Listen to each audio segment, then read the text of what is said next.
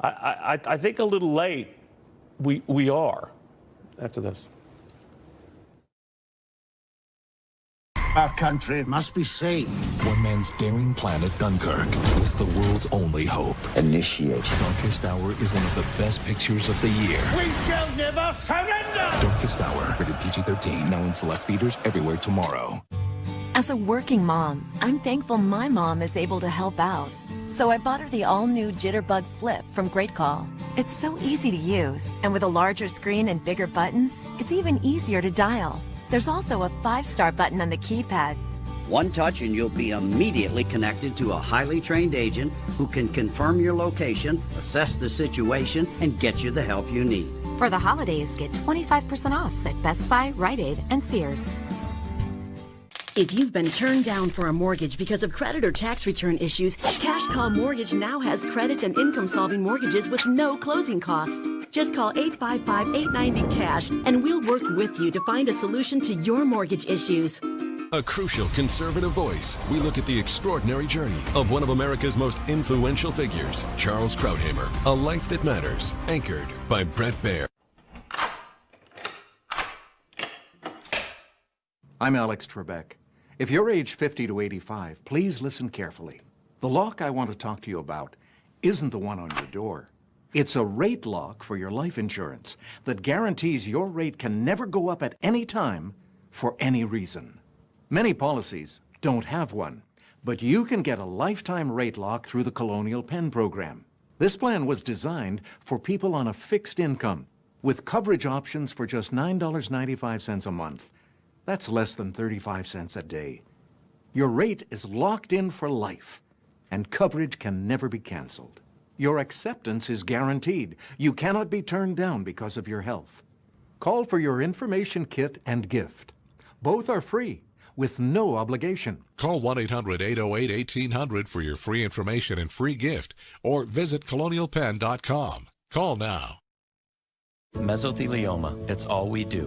With 7 offices across the country, we are large enough to take on big corporations. Let us come meet with you. Call us at 1-800-300-9814. That's 1-800-300-9814. I bet you've never seen a bed like this. It's the new Craftmatic Legacy Rising Pillow Rest Adjustable Bed, featuring bedside power plugs, under-bed nightlights, and more for less, up to 50% less than Tempur-Pedic, Sleep Number, and other adjustables. Call now. You gotta see how little they cost. This holiday, what are you going to give? 30 more seconds on your Peloton. Give it your best morning, noon, or night. Give it up for New York's best instructors live. Give them something to see. Give yourself 1,000 other riders to push you to the top. Give them the one thing that will make them give it all. This holiday, give the gift of Peloton.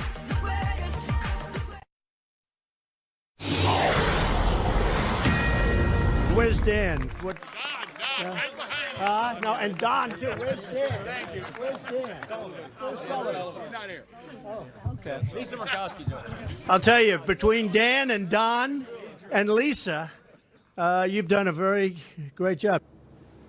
Well, we found Dan. Actually, he did show up there, talking about Alaska Republican Senator Dan Sullivan, who was there with all the key representatives from that beautiful state, and very happy about getting Anwar and drilling for oil there tucked into this tax cut package, something that was not envisioned, but it did get done. Dan Sullivan is a big reason why it did. Senator, thank you for coming.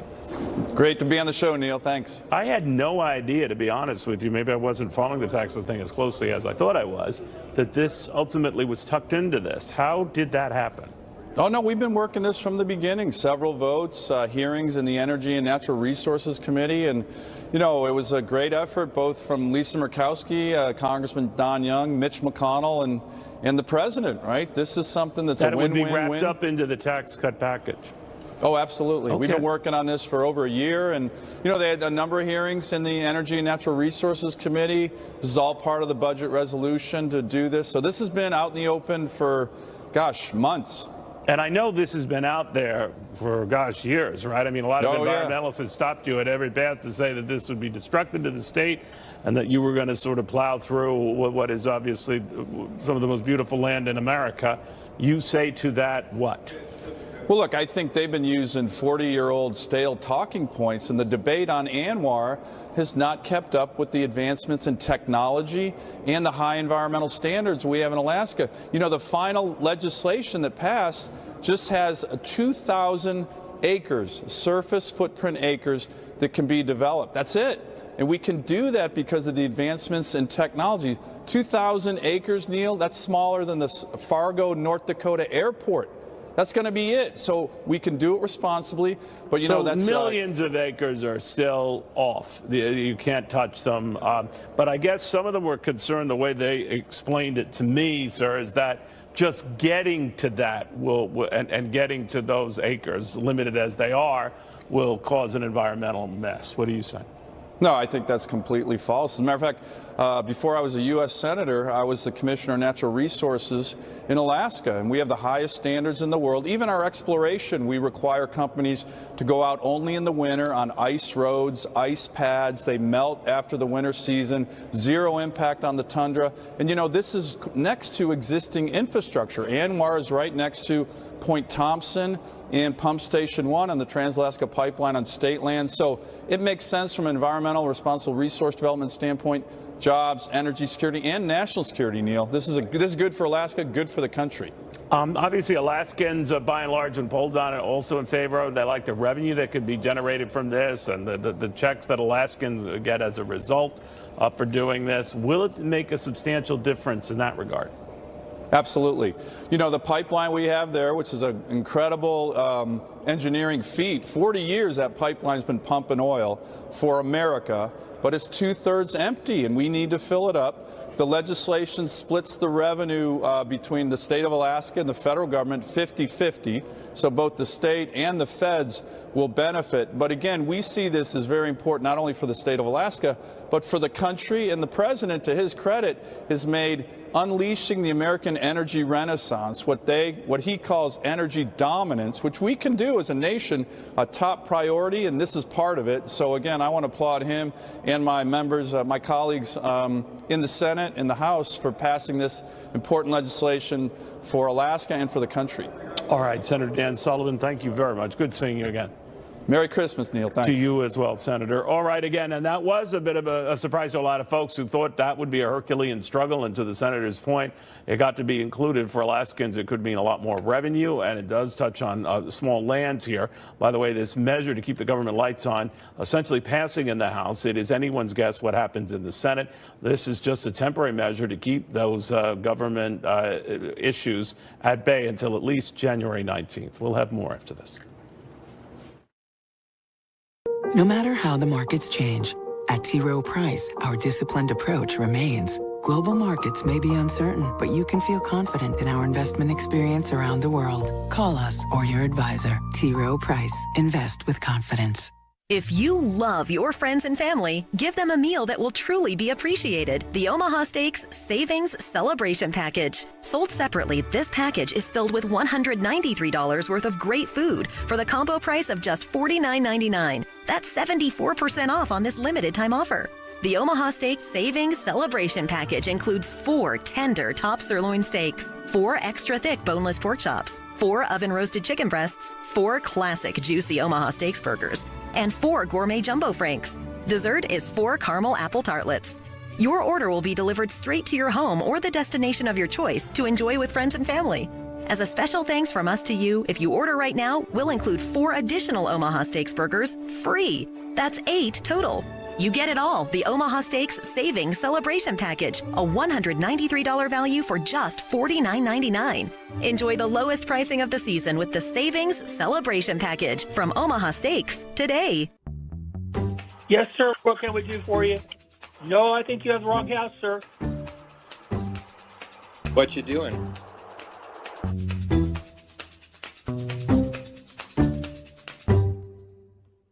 Hey, man. Don't do it. I got you on camera.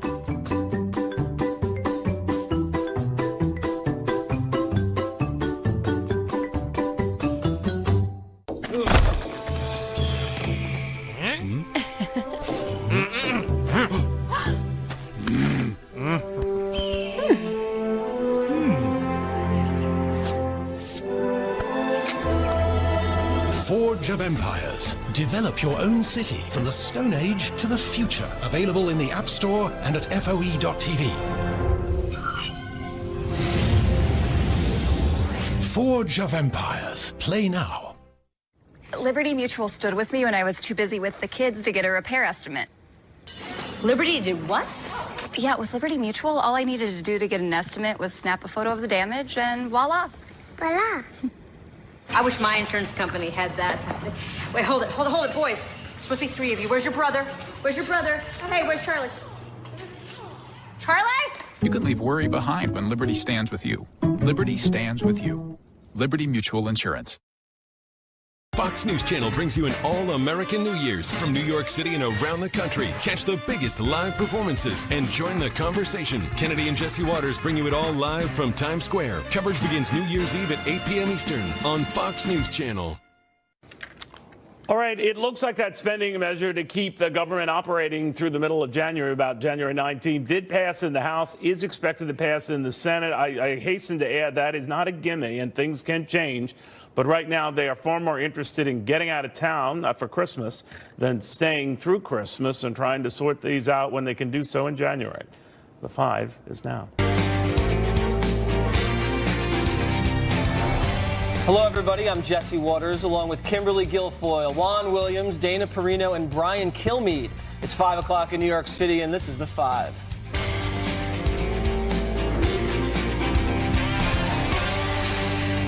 The ink is barely dry on the new sweeping tax bill, and Congress is already knee-deep in another fight, this time to avert a government shutdown this weekend. President Trump thinks Democrats are trying to force one to take attention away from the tax victory.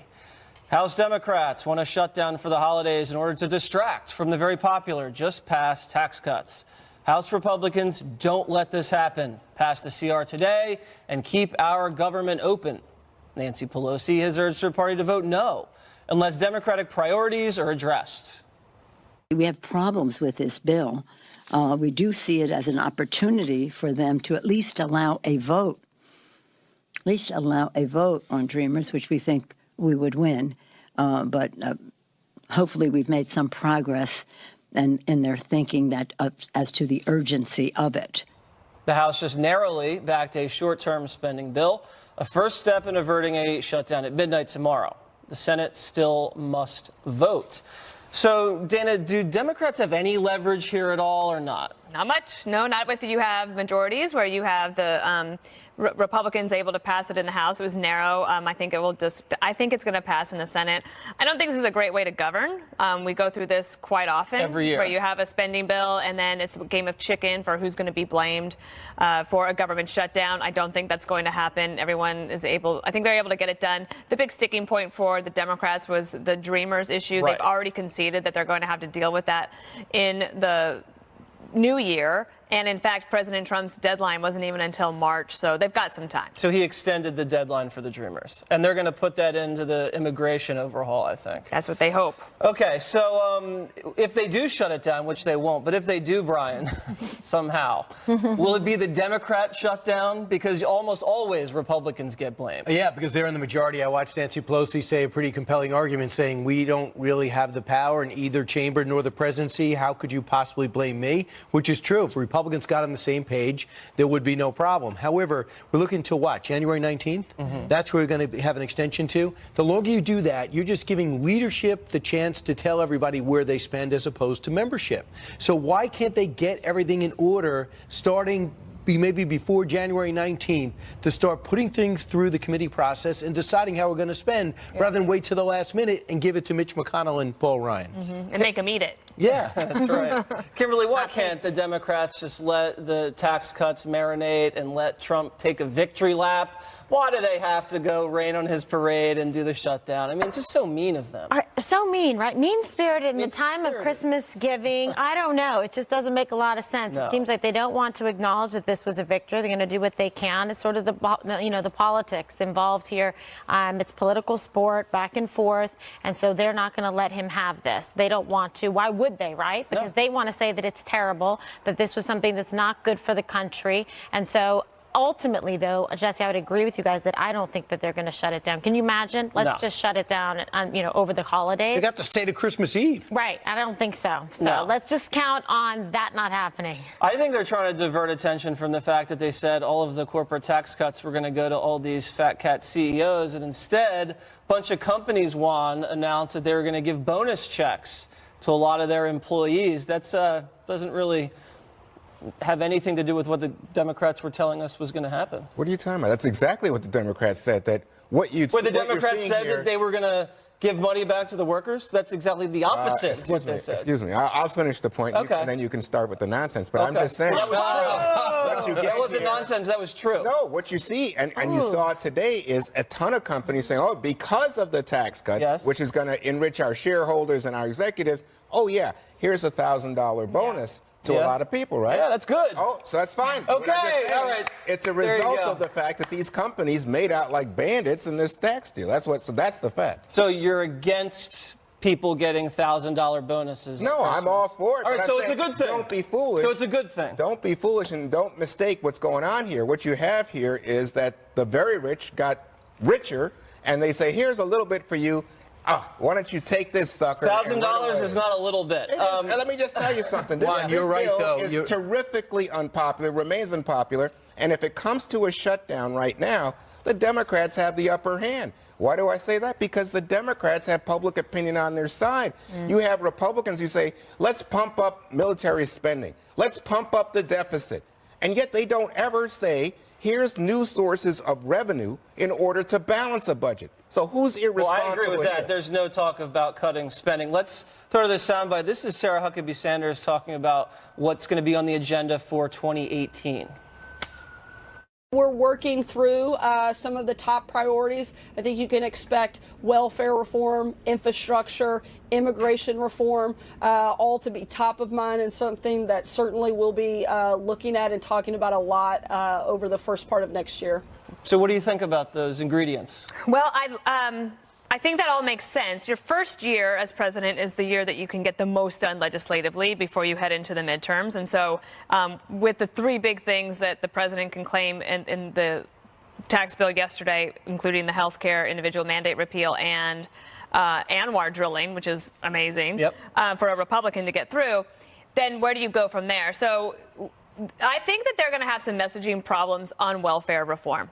If they can communicate it in a way that says we are wanting to reform the system so that we can get people out of a poverty trap, and this is the way that we want to do that, that would be it's a good message. It's hard to do when the other side of it would be you just gave corporations and wealthy people all this money, and now you want to take benefits away from the poorest among us. How dare you? I mean, that's a tough messaging thing. That's lethal. But I don't know how they do it. On infrastructure, look, the Democrats really want it, but here's a problem. The tax bill was supposed to be what gave you the new revenue in order to fund the big new infrastructure plan. But because it got all screwed up and they basically had to pay for that on the individual side instead of the corporate side, now where are they going to get the money? They're even floating the idea of a gas tax. And if you want to hit every American where it hurts, it's a gas tax. So I think that's problematic for them. I just used a banned word. The last one on immigration reform, I think that is actually the most plausible and probably out of those three, the most important. And I think they could actually do that before March. What do you think? It's immigration. No doubt about it. They're already meeting right now in a bipartisan way on the Senate side on immigration reform, doing it massively. There's very little pushback, I understand, on chain immigration, and there's very little pushback on the lottery system. Right. So if you can give him border security, we'll give you DACA, and then maybe we're going to do something big. And for those Republicans who say, oh, my goodness, amnesty, Donald Trump will go, listen, I don't care. Go ahead, hit me with it. I'll be the bad guy. Paul Ryan, you could act frustrated. Mitch McConnell, throw up your hands. I'll take the slings and arrows. What you brought up is a very good point of not adding to the deficit. Welfare reform would be a bad message, even though it's necessary. All these entitlement reforms should be necessary. But to go, okay, now let's go into welfare for the poor people, even though you're reforming it to make it a better country, it would be not a good time. I think it would be insane to do that right now. So, Kimberly, to Brian's point, DACA, amnesty, trade that off for the wall. Do you think that's effective for the president? Well, look, you've got to be able to negotiate. You got to bring something to the table. You want them to go for this and to increase with, border security. They're not going to do it unless you give them something that's meaningful. That is the price of doing business, whether it's politics or whether it's just the financial industry, et cetera. So he understands that. I think that it's something he would be open to and reasonable about because of his heightened interest and desire to increase border security. Again, a really big banner item that he promised during the campaign. So he's going through his list. He's checking it twice. And he's going to find out which Democrats are naughty or nice. I just made that up. I love it. I love it. Is there anything you like or think is nice about this agenda in 2018, Juan? Yeah, immigration. I mean, I had a column in The Hill this week in which I said I think the immigration argument has shifted, especially after what we saw in Virginia, even Alabama, where those issues were front and center, and people were like, nah, that's not exactly going to push me over the line. The Republican candidates thought you could emulate Donald Trump's success with the issue. It's a little bit different now. But I mean, to me, the thing here is I think that Paul Ryan really wants big entitlement reform, not just welfare reform. I'm talking about Social Security, Medicare, which are big slices of the federal budget. Going to do it. The president has said he won't do it, but guess what, Dana? I think that's what Ryan wants. I think that's what a lot of people in the Freedom Caucus want. They want to push that. And as you guys are saying, and I'm so pleased to hear you say it, it's insanity right now because most Americans see this as a giveaway to the rich, the tax deal. And if you come back with the budget and say, oh, yeah, we're going to pump up defense spending, and now we're going to smack down the elderly and the poor. And don't forget, they've yet to renew DACA. Not DACA, but the Children Health Insurance Plan. And even Republicans are saying this is a problem. And by January 1st, no child insurance plan. And that is not something that Sarah Sanders talked about today. I know it is on their mind. But we have got to talk about the opiate crisis. I mean, today, again, for the second year in a row, we have the CDC, Center for Disease Control, telling us that Americans' life expectancy is going the wrong way for the first time. And they point to opiate addiction as being the thing that is increasing the deaths, and it's increasing the deaths of young people, in particular young men. But that is something we just have got to figure out. I don't know what the answer is, but I'll build on your point because I was just at the border, and most of the Border Patrol says, yeah, we got a problem with illegals, but we most have a problem with fentanyl. Right. And that's what's coming across the southern border, so it might be a complete circle. I will say this, Juan, I think it's an oversimplification and inaccuracy to say this whole thing is a tax break for the rich. It really isn't. Most of the people with money are complaining they're not getting their break that they thought they're going to get. And when you look at corporations, I actually want to quote Mitt Romney, it is people. And there's entry-level jobs in those places, and there's an opportunity to bring people back. And the movie industry, of all things, is going to benefit maybe the most. So I'm curious. Will they write any good movies, though? Well, I'm not sure if we'll go where we're going to see it. So let me get this straight. Did you just say that the rich are saying they're not getting enough? They get 2%. Oh, 37 to 35. Oh, my gosh. The rich are people, too, Juan. Yeah, the rich. Not you're one of those people.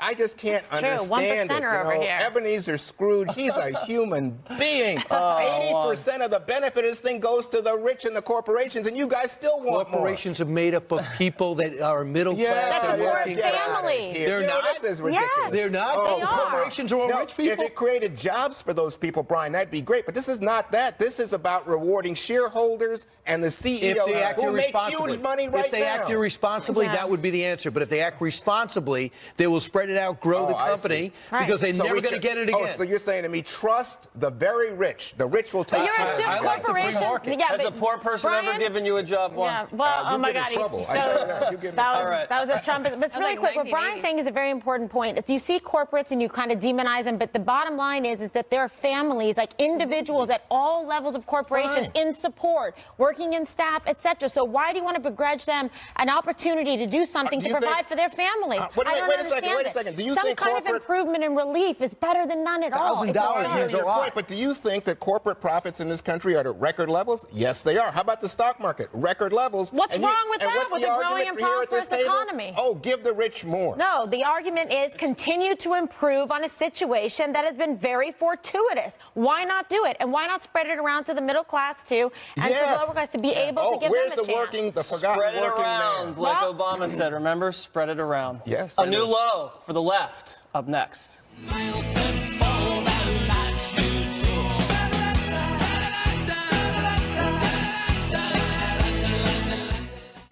Fox News Channel is bringing you an all-American New Year's celebration from New York City and around the country. Catch the biggest live performances and join the conversation using hashtag Fox News 2018. Kick back and watch the ball drop with your hosts Kennedy and Jesse Waters live from the heart of Times Square. Our must-see coverage begins New Year's Eve at 8 p.m. Eastern, right here on Fox News Channel. I asked as a mother, set my boy free. $17 million to release him. I don't have any money. Your father-in-law has all the money in the world. How much would you pay to release your grandson? Nothing. I'm fighting an empire. We have to show we're willing to walk away. I can't walk away. He's my son, and I'll stop at nothing to bring him home. All the money in the world. Christmas Day. Rated R. Just like magic, Progressive gives you options based on your budget. You ever feel like cliche foil characters scheming against a top insurer for no reason? Nah. So, why don't we like Flo? She has the name your price tool and we want it. But why? Why don't we actually do any work? Why do you? It's just the way it is, underdeveloped office character. You're right. Thanks, Bill. No, you're Bill. I'm Tom. You know what? No one cares. When you have type 2 diabetes, you manage your A1C, but you also have a higher risk of heart attack or stroke. Non-insulin Victoza lowers A1C and now reduces cardiovascular risk. Victoza lowers my A1C and blood sugar better than the leading branded pill. And for people with type 2 diabetes treating cardiovascular disease, Victoza is now approved to lower the risk of major cardiovascular events such as heart attack, stroke, or death. And while it isn't for weight loss, Victoza may help you lose some weight. Victoza is not for people with type 1 diabetes or diabetic ketoacidosis. Do not take Victoza if you have a personal or family history of medullary thyroid cancer, multiple endocrine neoplasia syndrome type 2, or if you are allergic to Victoza or any of its ingredients. Stop taking Victoza and get medical help right away if you get symptoms of a serious allergic reaction such as rash, swelling, difficulty breathing or swallowing. Serious side effects may happen, including pancreatitis. So stop taking Victoza and call your doctor right away if you have severe pain in your stomach area. Tell your doctor your medical history. Gallbladder problems have happened in some people. Tell your doctor right away if you get symptoms. Taking Victoza with the sulfonylurea or insulin may cause low blood sugar. Common side effects are nausea, diarrhea, vomiting, decreased appetite, indigestion, and constipation. Side effects can lead to dehydration, which may cause kidney problems. Ask your doctor about Victoza.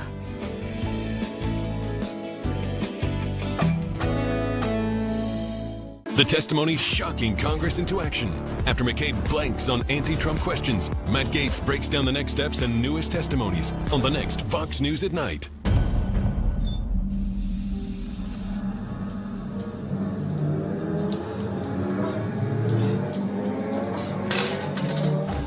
When you are home alone, an emergency can become a tragedy.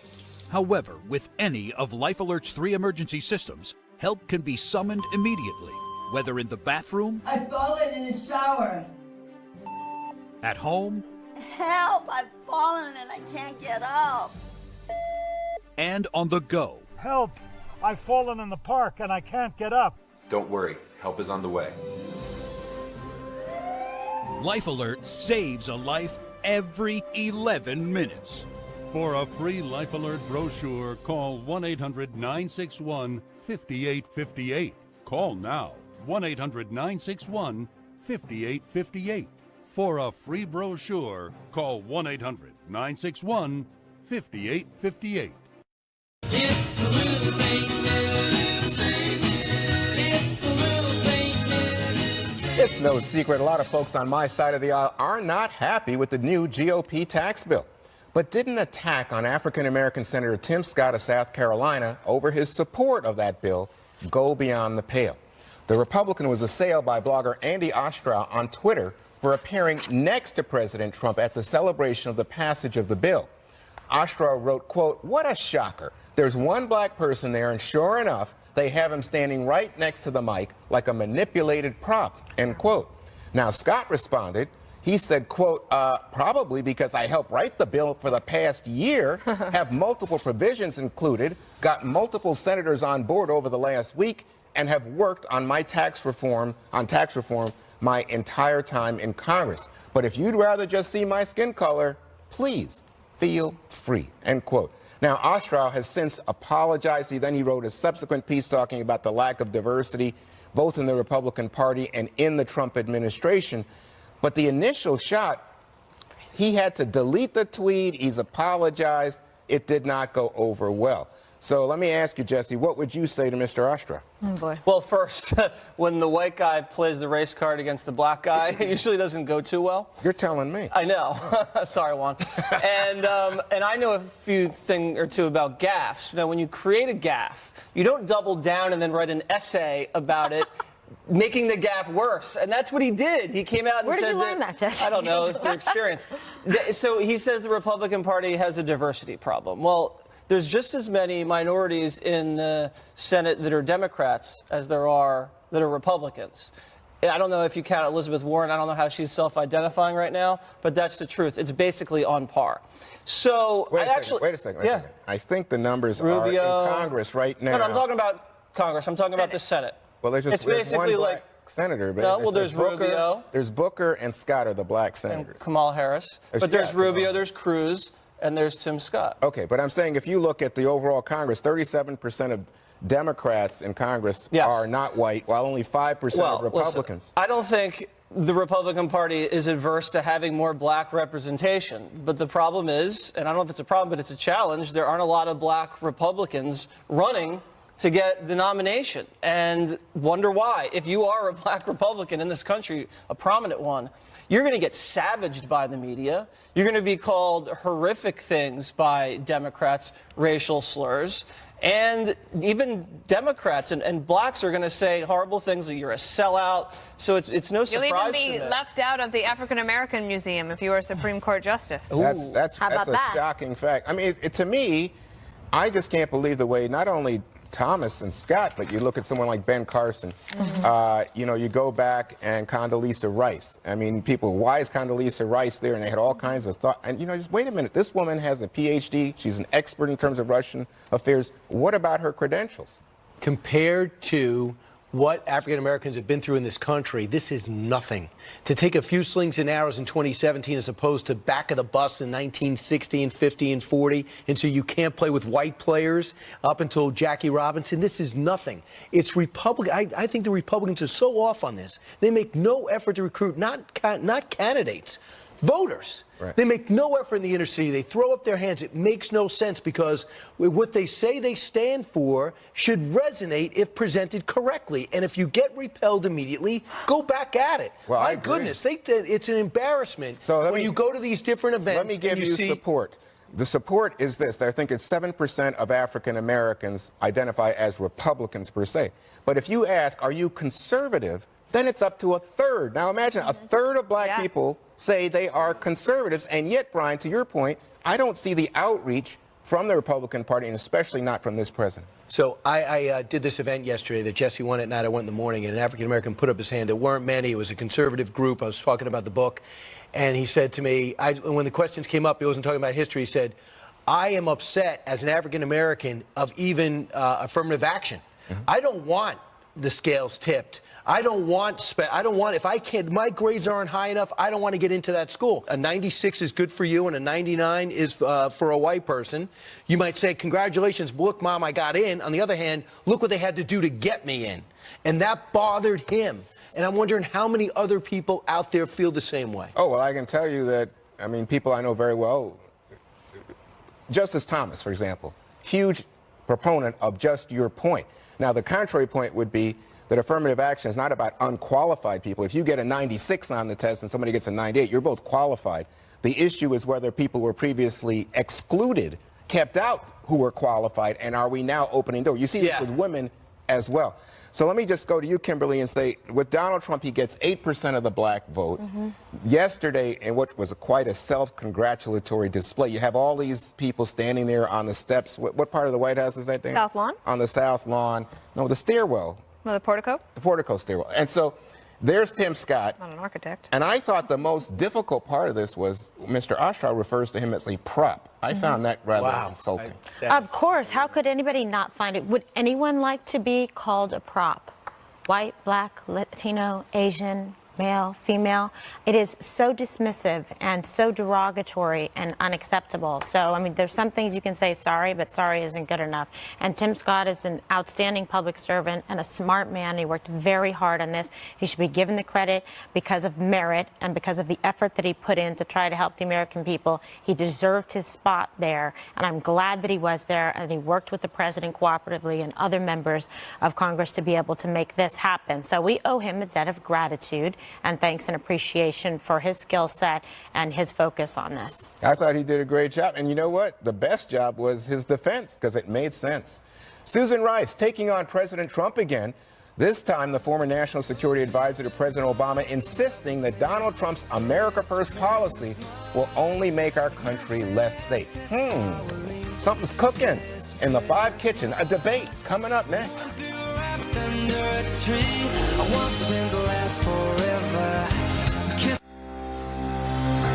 I can do more to lower my A1C. And I can do it with what's already within me. Because my body can still make its own insulin. And once weekly Trulicity activates my body to release it.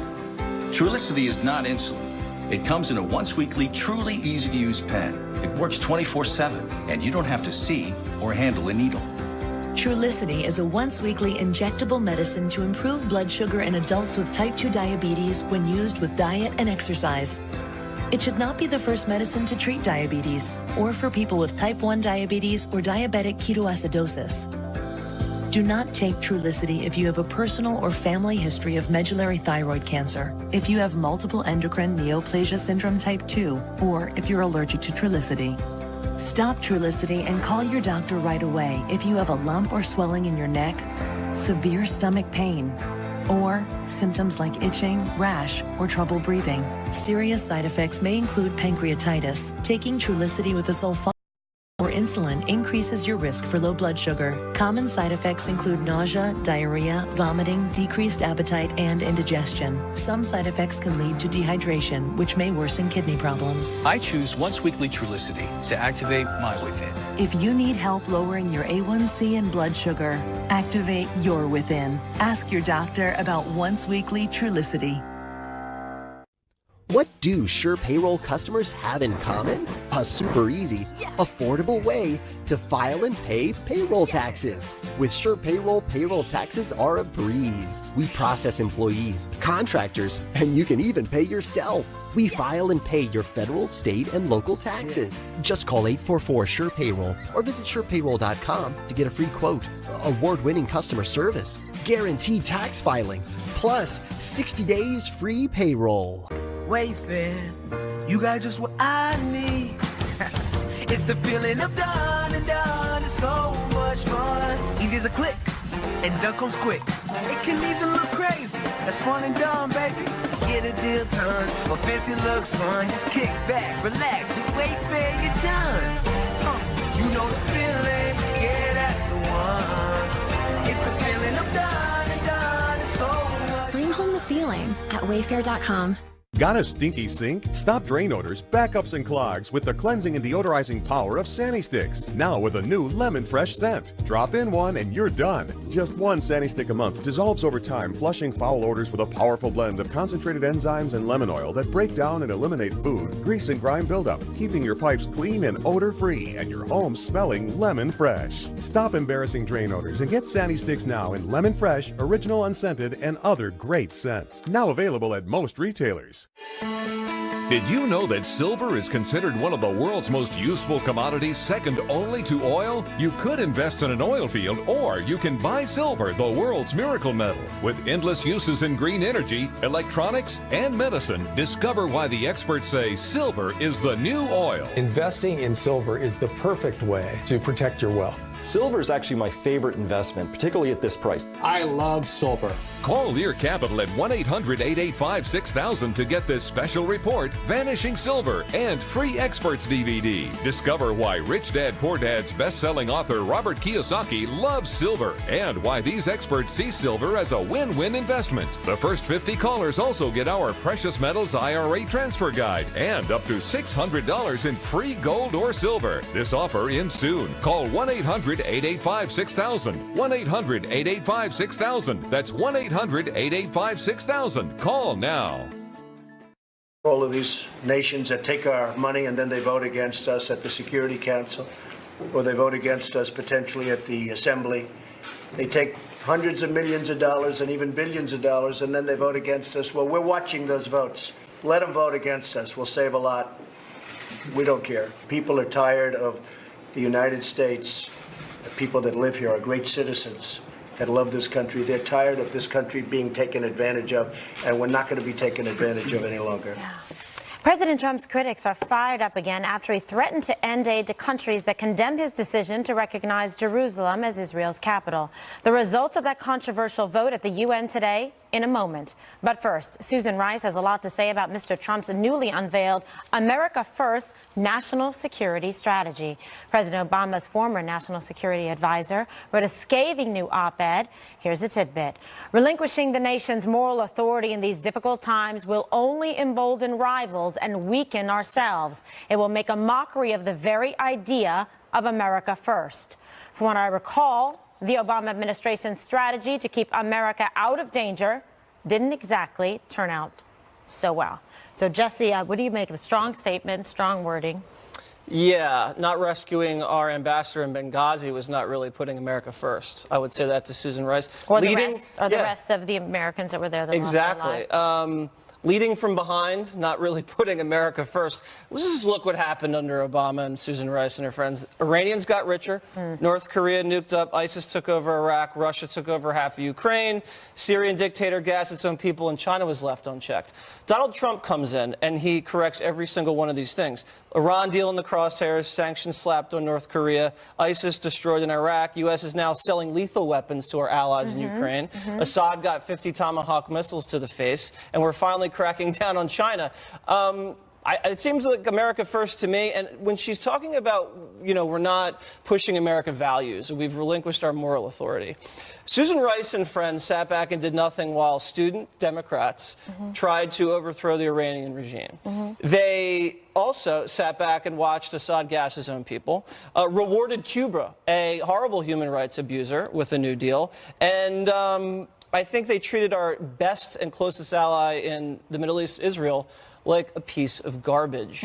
So I'm not going to sit here and listen to lectures from Susan Rice. She's got no credibility. She ruined it on those Sunday shows. She ruined it when she said that Bergdahl was some great hero who, escaped on the battlefield. Honor and distinction. Served with honor and distinction. Thank you. Enough from Susan Rice. You've had it. I've had it. Okay, so Dana, what do you make of the statement?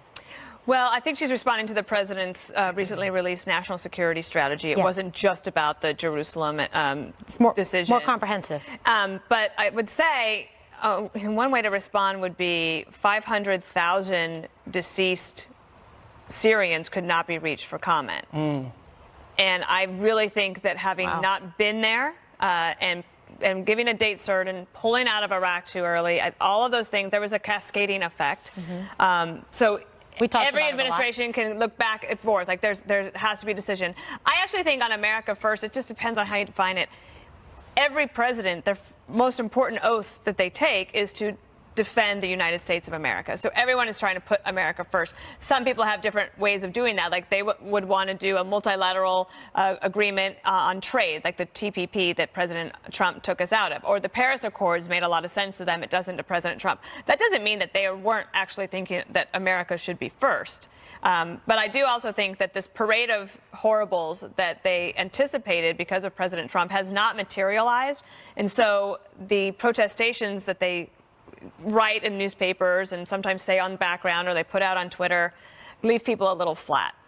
Okay, Brian, so how did you see it? Well, I mean, you guys covered a lot of it. I would say this. Susan Rice, not great timing, being that the fact that the Politico story that talks about them looking the other way, and Hezbollah seems to have a lot of legs and a lot of substance to it that's going to cause an investigation, I believe, in the House, which I cannot wait to get to the bottom of, because I have a sense it's not going to be political but informational, because that backs up the latest installment of their foreign policy, which is anything but successful. I think people looked at the poise and the character of President Obama, and they love the way he handled himself. They love the way he looked on the world stage. They love the big crowds that he got. And I think they're substituting that for an effective foreign policy. Even though he's a great family and is an historic figure, his foreign policy seems to be one misstep after another, and a sacrifice for an Iranian deal that is anything but strong and solid. So, just to be honest, Susan Rice, I was not going to read. The one thing I knew for sure this morning, because you read a lot, I go, oh, good, I don't have to read that. I skipped it too. And it was the 5 that brought me into Susan Rice, because I knew that I couldn't get anything out of this that's going to help me today, but I forgot about the 5. Not saying it's a bad decision, but it's something. But it was a decision I just said to myself, this is not going to help my life at all. Yeah, I knew. I know mean, a lot really. of people. A lot of conservatives are like that. They just eliminate things that somehow rebut their worldview. But let me just give you something. Susan Rice is on target here, because if you looked at the security policy as enunciated by President Trump, it really moves away from America occupying a leading role in the world, given that we are the world's leading superpower militarily and the leading economic power. So when it comes to, for example, spreading democracy, I don't see that. What about human rights? He doesn't speak about it. What about? I just don't know where you want him to do it. I can tell you where I want him to do it. Take something like TPP, for example. Yeah, or take something like TPP. All of a sudden, he's pulling away from Asia, allowing China to become the dominant player economically, to dictate human rights standards. That's crazy to me. Where is China dictating human rights standards? And all through Asia now. So what are they doing? So I'm telling you, they are. In 1 year, they're dictating human rights standards? No, where? Wait, hold on. What I'm telling you is right now they have organized all the Asian countries like Indonesia, Australia, are now going into a deal with China as the lead economic player instead of the United States. That's a result of his nationalistic approach to foreign affairs, and it's not good. And by the way, you guys want to go back to what happened with Hezbollah, which is a bogus story. You really think so? That's totally bogus. Why don't you go back to Niger and ask what happened to our soldiers? What happened there? We still don't know. But my point to you is, you have got to see the world not just as people who are hostile. I've seen their or world. taking. I've lived in their world for 8 years. I don't need a recap. You lived in the what? I lived in her foreign policy for 8 years. And I don't need a recap. I don't need a lecture. You're a student of it. Well, let me tell you, it was pretty successful, wasn't it? In what way? The world got a lot more dangerous. I think the world. A lot less Japan, South Korea have never been more in tune militarily with the US. Let me see. Was Israel threatened then? No. I think we took away nukes, right, from the Irans. Brian, bad news for you. You just cut into your next block. No, someone played yourself. Yeah, exactly. The Hollywood hate fest for President Trump goes on. Tom Hanks, the latest celeb to spout off next.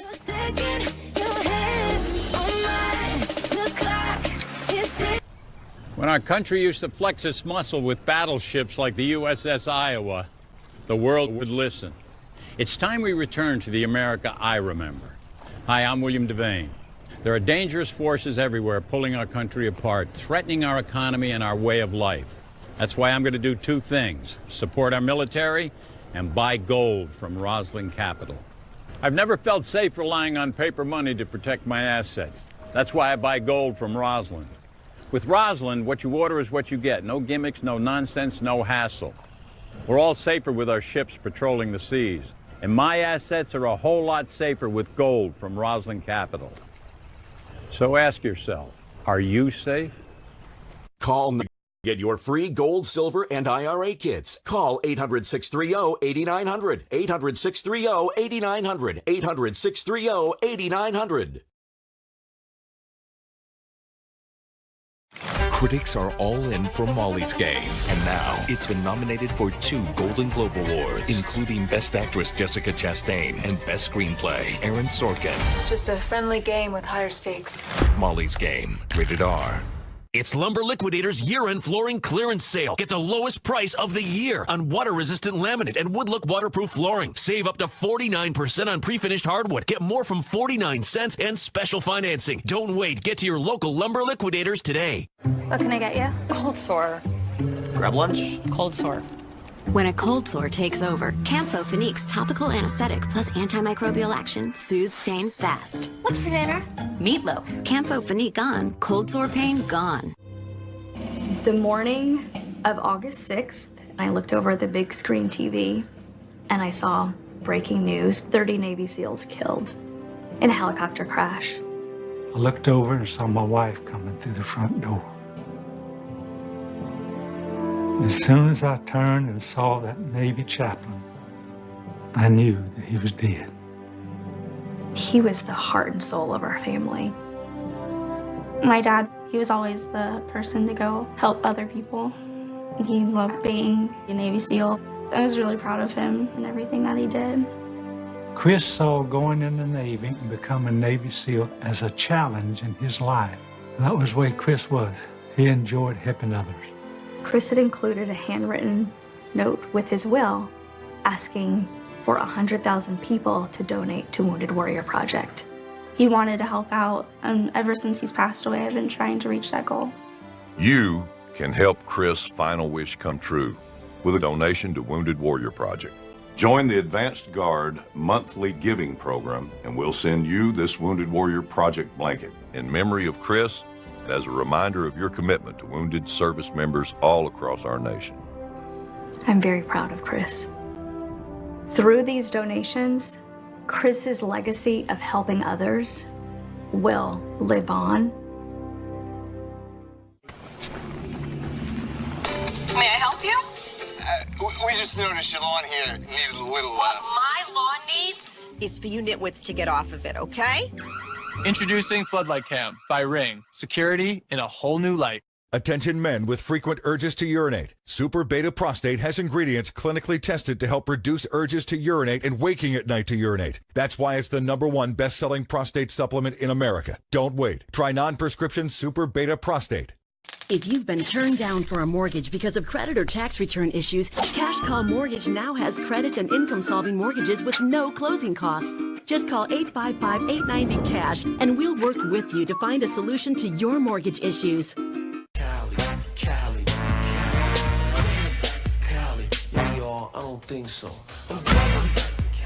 All right, I've never heard that song before, but I'll go with it. Steven Spielberg's new movie, The Post, hits theaters tomorrow. I have a feeling it's on President Trump's things to watch list over Christmas. It's about a battle between the press and the government in decades past. Written by Juan Williams. Thank you for that input, Juan. Tom Hanks stars in it as the Washington Post editor, Ben Bradley. He was just asked, by the way, was Tom Hanks, if the president wanted him to screen it at the White House, would he go to the White House? His reply, I don't think I would. In fact, I would not have been able to imagine that we would be living in a country where neo-Nazis are doing torchlight parades in Charlottesville and jokes about Pocahontas are being made in front of the Navajo code talkers. This is the moment where, in some ways, our personal choices are going to have to reflect our opinions. I would probably vote not to go. We should note the president hasn't asked to screen the movie, nor has he asked for Tom Hanks to come over. But it's a preemptive no from Tom Hanks. What do you think the reaction should have been, Juan? Are you surprised by the man who starred in so many great movies having this reaction? No, I think lots of people do. But, you know, the question is, are you honored if the president of the United States, I don't care who he is, invites you over to the White House? Yeah. Now, for example, I know this season lots of people on the Democratic side just opted not to go anywhere near Trump and the Christmas parties and the like. So I don't think this is a unique response. The question is that, you know, at some point you just want to, I don't know, some people might say bite your tongue. But I think that Tom Hanks was asked a question and he answered honestly. Dana, do you think it's a big teeth deal? Marks in my tongue from all the years. Right. No, I think that you would say, well, if he calls, we'll talk about it. It's not hard to say, but He could have got out of it very easily. He wanted to make that statement. He's very. It's the same thing that we talked about with the athletes. Was there Lindsey Vonn that was asked about President Trump and the Olympics and would she go to the Olympics if she gets a gold medal? I mean, all of those things. The press is going to want to do that because it will help the press. Yes. It's not going to help them. So I would always take a pass on it. You know what's incredible, Kimberly, is that he knows history. This guy has really gotten into helping out the veterans. He makes some great movies. If he's not acting in them, he's producing them. You would think he'd get the sense, what Juan brought up to, the sense of history of the White House and the president asking you to come to screen your movie, that would overwhelm any thought, I don't agree with him on these policies. I mean, it's not like there was one incident in Virginia. It's not like every day the president is saying, go do this and go do that when it comes to Charlottesville. No, you're absolutely right. But, you know, he can stand on principle. This is what he thinks and what he believes. I mean, wouldn't be my choice, right? So, but you have a lot of people in Hollywood taking stands like this and having personal opinions and using their celebrity to be able to make statements against the president or against his policies, against his statements or, you know, viewpoints. That's First Amendment. Again, it's not something that I like to hear or experience. But would you ever give up your full season of Bosom Buddies on DVD because of this? I don't like that show. It was where he broke out. I like really that came show. To his own. It was very good. It was about two friends trying to make it in this world. No, I know the show. Jesse, I know the show, but Jesse, here's one of my favorites. This is it's funny you bring that up because I do have a question for you. There was a screening 48 hours ago of Churchill, and the president invited Democrats and Republicans over right before the tax plan was actually signed, and they brought them together. They actually evidently had a great time. Isn't that indicative of these two parties not getting along, but can come together around one movie? I don't think coming around a movie about Watergate is the right movie choice for this president. Think about I don't think President Trump's going to screen a Watergate movie at the White House. Maybe Bad Vibes. I don't know. It's my guess. Bad idea. Bad idea. And I think anytime one celebrity trashes Trump, 2 Americans in the heartland vote for him. Right. So this doesn't have any effect on anything. It's like every time some people say that every time you hear a bell, an angel gets his wings. That's you say. Similar analogy. Go ahead. I was just going to say that in 2001, when President Bush takes over, one of the first things he did was to invite Senator Ted Kennedy and his wife to come and watch a movie, and I think it was actually about JFK, I believe. Right. And that was where they started to work out and ultimately got the 2 things that President Bush claimed as his big accomplishments that first year: tax cuts and the No Child Left Behind. Yep. And by the way, this movie is about the Pentagon Papers, not Watergate. Right. Oh, similar. Right. Ben Bradley did do Watergate. Oh, that's similar. God. You know what I was trying to get to. Yeah, I know exactly. Similar era. Exactly. Boy, you're going to get a mom we text. we have to get a subscription to Movie Phone, and this whole thing would have been ironed out. 60 minutes before the top of the hour. Is anyone else feeling stressed out with Christmas just 4 days away? Fear not. Yes. Help is on the way, according to reports. The best thing you can do, relax and unwind during this busy holiday time. We have the one thing that could change your life in just a moment. Our country must be saved. One man's daring plan at Dunkirk was the world's only hope. Initiate. Darkest Hour is one of the best pictures of the year. We shall never surrender! Darkest Hour, rated PG-13, now in select theaters everywhere tomorrow. Why should your business build a modern software factory? The new demand. Think about it. That retail store can't compete with this retail store, running on an automated supply chain, analyzing trillions of actions to customize an experience, which now takes Bitcoin. But come on, you've got this, right? You're ready to compete, right? Well, TikTok, my friend. Who's going to help you supply this new demand? CA Technologies.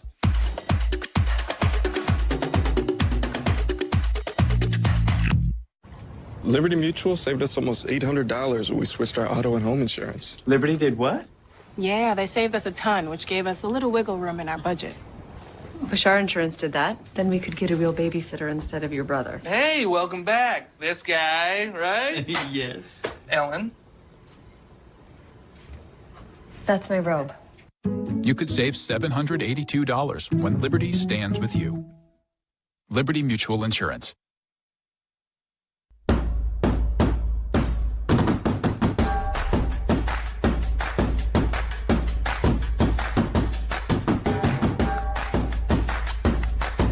To 65%. Call 1-800-BEACHES. Another Russian interference investigation as the new focus shifts to Jill Stein's campaign. The 2016 candidate speaks out in a powerful interview on Tucker Carlson Tonight. Mesothelioma, it's all we do. With 7 offices across the country, we are large enough to take on big corporations. Let us come meet with you. Call us at 1-800-500-1895. That's 1-800-500-1895. Ben, honey, it's Mom. 1 second. My mom's flight's early. This will only take a second. Introducing August, the smart lock that lets you securely lock and unlock your door with your phone, even when you're not at home. You can set August to auto unlock, so August knows when you arrive. And when you leave, August securely locks the door behind you. Go to getaugust.com for an exclusive holiday offer and get $50 off our most popular bundle. But you must go to getaugust.com. August, the key to your smart home. Get a free mesothelioma book from mesobook.com. People who have been diagnosed with mesothelioma have many questions. That's why we offer this free book. Call toll-free at 1-800-555-3119. Have you been told you can't get high-speed internet where you live? Well, you can with HughesNet Gen 5. Experience the power of next-generation satellite internet wherever you live. HughesNet Gen 5 is fast. You'll get 25 megabits per second, plus built-in Wi-Fi, and there's no hard data limits. So wherever you live, now you can do more of everything you love online. Connect on social media, stay informed, watch the latest videos, and help your kids get ahead. No wonder HughesNet is America's #1 choice for satellite internet. Act now to save big and get a 2-year price lock guarantee, plus free standard installation. So what are you waiting for? Get HughesNet Gen 5.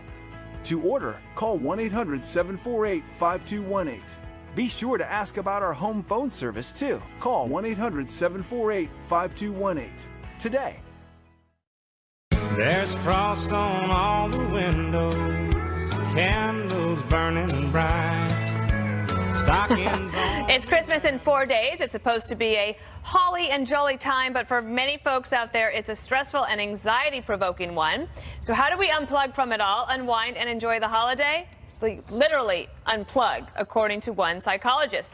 You go on a digital detox, you put down the devices, stay away from anything that has a screen, and let your brain and body power down. I actually read about somebody, it was what magazine was it? I read it this past weekend where they took like National an Review?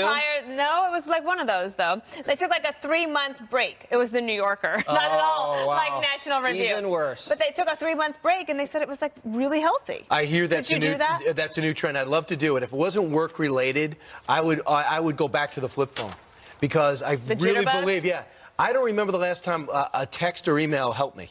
It seems like every time every time I look down, I'm like, there's 9 things I have to do, and I'm wondering to myself, was I just not doing these things before the text message? Like, what did you and email think about? era? Yeah, what did I think about? I miss time away from it. What do you think? Yeah, I mean, I did a digital detox today, and that's why I didn't know what that movie was about. I got started early. Right. Yeah, absolutely. You detox all the way back to Watergate and Pentagon Papers. My whole life has been a detox. No, I like detoxing. I think it's good, but if you're in the news business and then you come back from vacation and they ask you to talk about something, and you have to say, well, what happened over the break? So it's hard for us, but I recommend it for other people. So here's the thing. I remember going to the doctor a couple years back, and he said, you know, you need to just like chill out, dude. You know, you need to calm down. Really? So here you was paid him for that? What? Oh, chill out, dude. No kidding. Kimberly could have told you that. The doctor wasn't. So here were his Every doctor says drink more His water. #1 suggestion was, don't wear a watch. And I love watches. I don't wear a watch. But don't wear a watch. And he said because even as you were waiting in the waiting room, you kept flipping, like looking at your watch. He says that just drives up your pulse. Don't do that. He also suggested I get away from ketchup, use more mustard and stuff like that. But one of the big Did he say no, don't sit next to me? Why that definitely drives up the pulse. Why ketchup? Too much sugar. Sugar and salt, yeah, not good for you. But I think this idea is excellent because the way I lead my life, by the way, is, and I know it frustrates a lot of people I work with, is I don't keep my eye on email and text messages. You don't say. Juan. People. Wait, is that why you're always late? Because you never look at the clock? No, that's true. I don't look at clocks. Because we're always like, where's Juan? Yeah, well, that's my mother used to say that. But I just basically look. If you really need me, you'll call me. And you know what? I check the email every once in a while. It's not like I'm out of touch. But boy, around here, people are absorbed by Well, but this. the other thing is, Kimberly, I think a lot of people, especially, I'm going to say men, get themselves in trouble, and they look ridiculous tweeting things all the time. If they just step away from a minute, they could retain their dignity. You gotta like. Wait, are you talking about the president? No. You gotta just like delete the Twitter off of your phone or something for a while. And, like, remember I did down that to Hannity? Yes, that was very funny, and obviously it did not last. It lasted about 2 weeks. Yeah, I mean,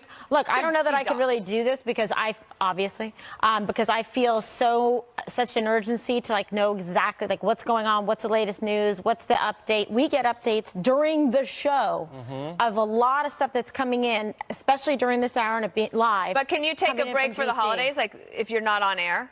No, absolutely not. I'll be prepared to do a show absolutely every single day without exception. Is there a fireman's pole in your house where you just go down the pole and then you run in and go through a show? Yes, there's a pole in my house. This show keeps just getting better, doesn't it? It's actually the North Pole. It's where all the toys are, kids. Okay. Don't worry. All right, one more thing is up next. Nice save. Nice save, Karina.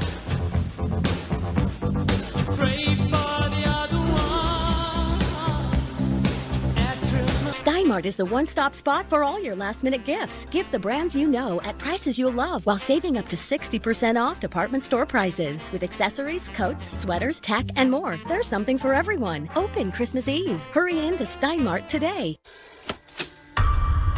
Paul, I just want to go home. Paul, set my boy free. No one has ever been richer than you are. You need to pay the ransom, Mr. Getty. How much would you pay? Nothing. All the money in the world. Rated R. Tired of broken corks? Sick of crumbly bits in your glass? Fed up fighting that bottle of wine? With those old-fashioned corkscrews, it happens all the time. Stop. It's time to pop with Vino Pop, the perfect wine opener. Watch. Simply insert the pin. A few easy pumps of the handle, and the cork pops right out. You gotta love that.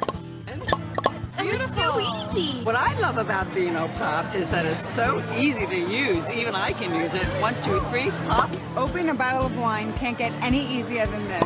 The secret is Air Rise technology that uses the power of air to perfectly push the entire cork up and out of the bottle, doing all the work for you. And removing the cork is easy too. Just push and you're ready to reuse. Left-handed, right-handed, red wine, white wine. With Vino Pop, you get perfect results each and every time. Now you don't have to fight to open your favorite bottle of red or white. What I absolutely love about it is that it's one step. There's no broken corks. It's easy to use. No more floating bits of cork in the wine either. And no more digging the cork out because you broke it halfway.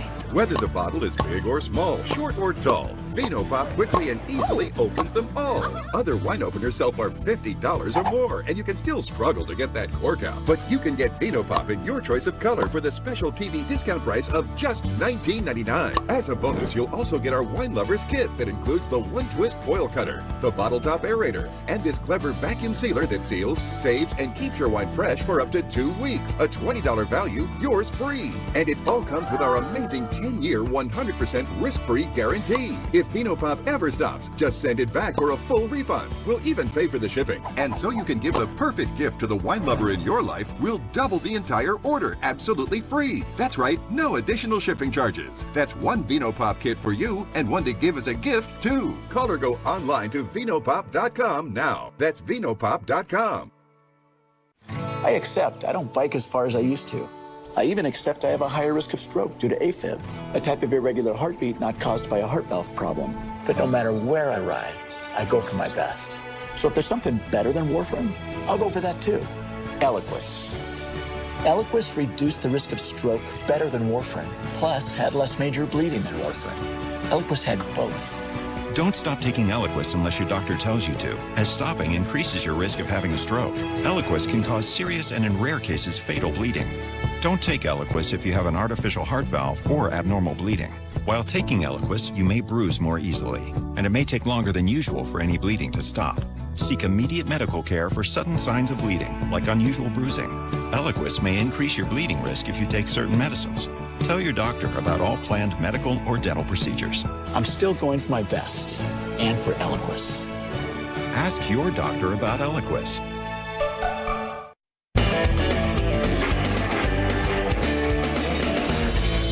It is time now for one more thing, Queen Kimberly. Yes, indeed. That'll be second part two. But part one is going to be Queen Kimberly Royal News and for Hannity tonight at 9 o'clock. We got Ed Henry, Peter Schweitzer, Greg Jarrett, Tom Fitton, Representative DeSantis, Herman Cain, Matt Schlapp, Timmy Bruce, Dan Bongino. God, we've got everyone, Larry Elder and Oliver North. And now it is time for Kimberly's Royal News. Yes, indeed, indeed.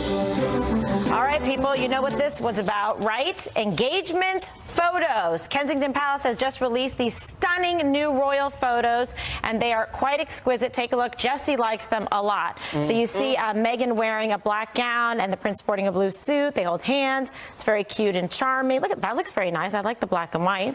Very cute. Cute. And then a candid one for the third. I think these came out very nice. One of our producers didn't like them. I will not give her name. Well, she's not coming to the royal wedding. All right. And Juan. Juan. All right, so Merry Christmas to you all. And at this time of year, I'm so grateful for so many people in my life, but especially the people who are in the background and help us here at Fox News in New York. So I just want to say thank you to all those folks. Here I am with Shira Mara, who's up on the 17th floor at reception. Oh, she's very nice. Here I am with Khadija. Oh, that's not Khadija. Yeah, I think that is Khadija. It is Khadija, yeah. Up in 17, the daytime receptionist. Here I am with Rifat, who takes care of our lobby, keeps it so beautiful here. Oh, he's very nice. Here I am with the makeup people on 12, who take good care of me and keep us looking good. And here I am with Jack, who sticks this plug in my ear every day. Is my pal. Mine too. All right, and here I am with two of my favorites, Michelle and JoJo, just the most wonderful, warm people. Thank you all. Sweet. You guys are the best. Your Jack selfie was interesting. That was great. Okay, Dana. Okay, so a woman was denied entry to an airport lounge for wearing UGG boots. Joanne Catherall was not allowed in the Qantas lounge in Melbourne Airport because she says because she was wearing these UGG boots, and she was complaining like they're not lounge wear, but they were in a lounge, okay? But Qantas says we endeavor to remain consistent and uphold our lounge's dress guidelines to all our guests. You may find details here. So I asked you all on Twitter with a poll, the first poll I've ever done. Do you think UGG boots are sleepwear or loungewear? 57% of you said no. So I think Qantas may have to rethink. Wow. And UGG boots are an Australian company. But they're also expensive. Yeah. So, and guys can wear them, says Tom Brady. Some people were wondering where I was yesterday. Well, I just want to thank Charlie Kirk for inviting me to speak at the Student Action Summit for Turning Point USA in West Palm Beach, Florida. There's about 3,000 students out there where I razzled and dazzled them all. And it was a great event, and thank you very much for inviting me. It was a wonderful time. Charlie's very nice. I like him. All right, and in the 20 seconds I have left, the Jefferson-Jackson dinner is being changed to the Barack Obama dinner, and the war in history continues. But if you want to get my book, there it is. Andrew Jackson, The Miracle of New Orleans. There's enough time for Amazon to put it into a padded envelope. Right, I saw that this Special morning. report up next. Sold out. Brett, you going to buy his book, yes or no? Already done. Already done, Jesse. Already on the shelf. Thank you, sir. Congressional Republicans hurry to get a temporary budget deal done before money runs out Friday. The United Nations defies the United States and condemns the recognition of Jerusalem as Israel's capital. And is the government about to take another look at two of Hillary Clinton's scandals? This is Special Report.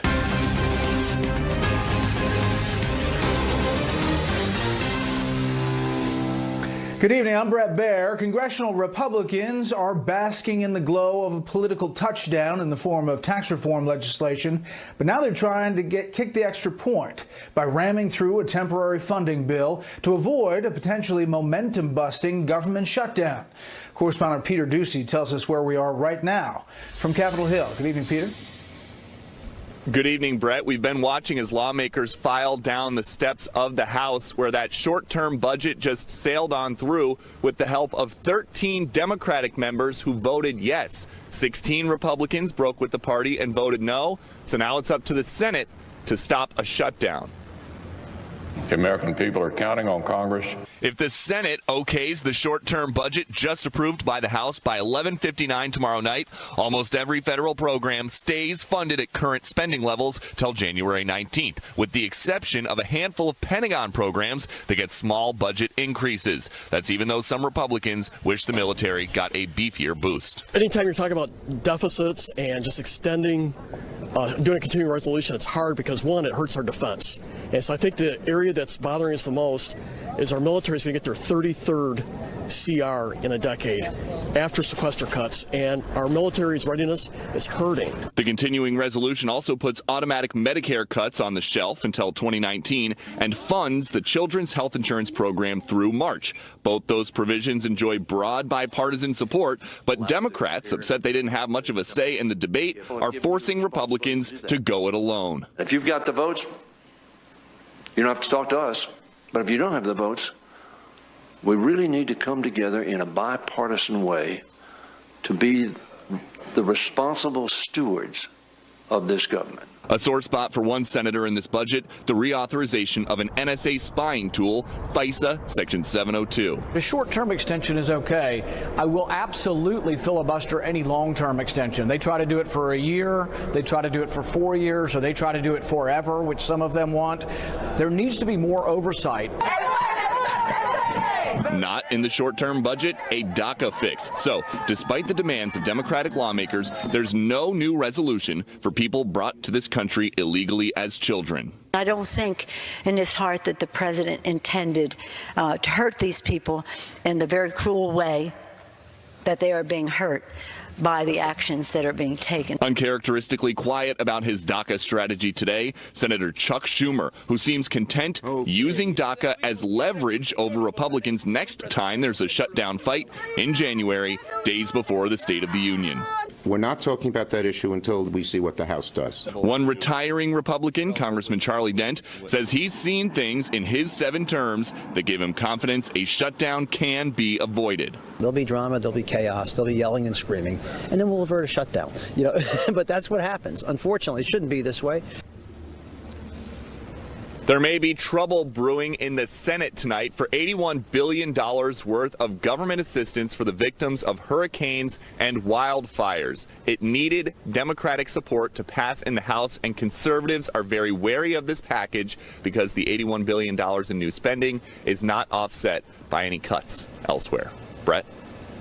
And Peter, because everybody wants to get out of town, the Senate could speed this thing up. It could happen during this hour, right? It could happen within the next hour or so, but no such thing as a sure thing, Brett. That's right. All right, Peter Ducey live on the Hill. Peter, thank you. Stocks back in the positive territory today. The Dow gained 56. The S&P 500 was up 5. The Nasdaq finished ahead 4. The White House was subdued one day after the big tax cut victory, but the president is expected to metaphorically spike the ball with a signing ceremony sometime soon. For now, the president is content to spread some holiday cheer among America's finest. Chief White House correspondent John Roberts has that story tonight from the North Lawn. Beat him, John. Brett, good evening to you. And I spoke with White House officials just a few minutes ago who told me they don't see any problem with getting that continuing resolution through the Senate and here on the president's desk tomorrow. It certainly looks like this is going to shape up to be a very Merry Christmas this year for President Trump, with the expected signing also tomorrow of the biggest achievement of his presidency.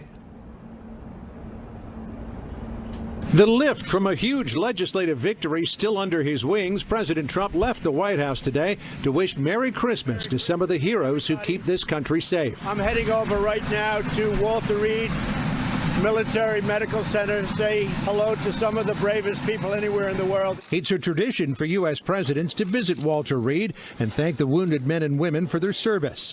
President Trump enjoys wide support from the military, pledging to rebuild and re-equip U.S. forces. But the president's promises ride on Republicans and Democrats in Congress reaching a long-term spending agreement next year. Today, the White House was urging Congress to just keep the government running for the next 4 weeks with a continuing resolution. We want a clean bill, and that's what we hope happens, and we hope it happens soon because we know all of you guys and all of Congress and everybody else is ready to make sure that the government is fully funded and functional and go home and celebrate Christmas. The president is anxious to get a continuing resolution on his desk because he wants to sign tax reform tomorrow before he leaves for his Christmas vacation at Mar-a-Lago.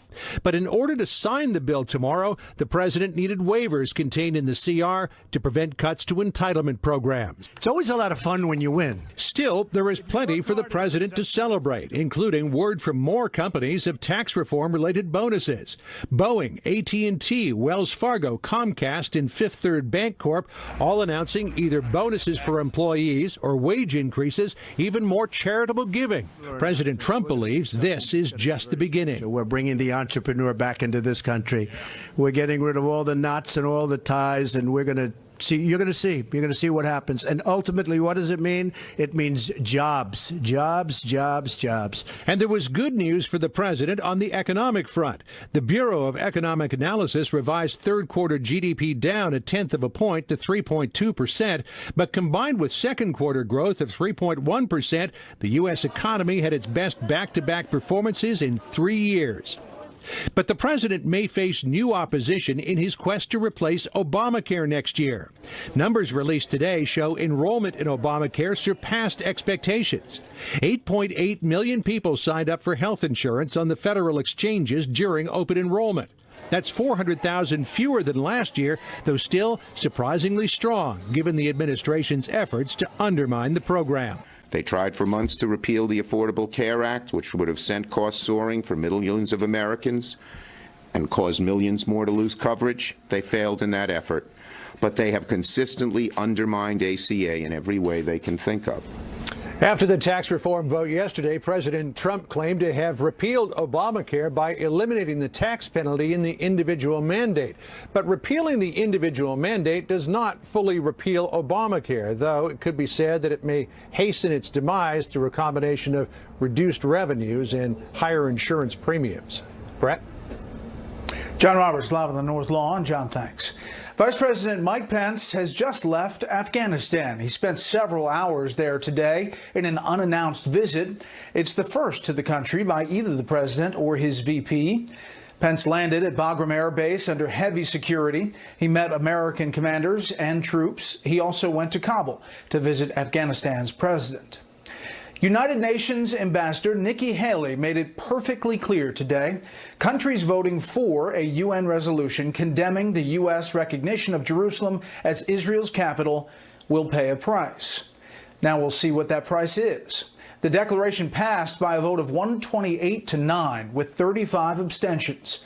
Senior correspondent Rick Leventhal is at the UN tonight. When we make generous contributions to the UN, we also have a legitimate expectation that our goodwill is recognized and respected. U.S. Ambassador to the UN Nikki Haley making it clear to member states of the world body that America has the right to move its embassy in Israel from Tel Aviv to Jerusalem, warning that siding against the decision by President Trump could have deep financial consequences. America will put our embassy in Jerusalem. That is what the American people want us to do. And it is the right thing to do. No vote in the United Nations will make any difference on that. The UN called this emergency session to debate a resolution rejecting the U.S. decision recognizing Jerusalem as Israel's capital. Proposed by Turkey and Yemen, the resolution drew the support of nearly every single Arab and Muslim country and many more around the globe. We believe the decision by the U.S. government to relocate the U.S. embassy to Jerusalem is regrettable and is not constructive in advancing a sustainable solution. We will not be intimidated. You can be strong, but this doesn't make you right. The state of Palestine respects the sovereignty of states so long as this sovereignty is in line with international law. However, we refuse to have sovereignty used as an excuse to violate international law. The vote was overwhelming, 128 in favor, just 9 opposed, and 35 abstaining, a stark reminder that Israel has a short list of friends. Those who support today's resolution are like puppets. You are puppets pulled by the strings of your Palestinian puppet masters. You are like marionettes forced to dance while the Palestinian leadership looks on with glee. Israel's Prime Minister Benjamin Netanyahu called today's resolution preposterous and said Jerusalem is Israel's capital, always was, always will be. And the White House says the embassy in Israel will still move. The only question is if and how the president will follow through on his threat to punish the nations that didn't support him here today. Brett? Rick Leventhal, live outside the UN. Rick, thanks. So what do you think? Should the U.S., what should they do? The U.S. do about the UN vote? Let me know on Twitter at Brett Baier. You can use the hashtag special report, or on Facebook at facebook.com/Brett Baier SR. Another North Korean soldier made a sprint to freedom today. This defection to the south was far less dramatic than the one we showed you last month, but it nonetheless involved a desperate man, a heavily guarded border, and gunfire. Senior Foreign Affairs correspondent Greg Palcott has details. Another defection along the tense DMZ. This time, a 19-year-old North Korean soldier crossed the border into the south early Thursday morning. Warning shots were fired by the South Koreans when soldiers from the north approached.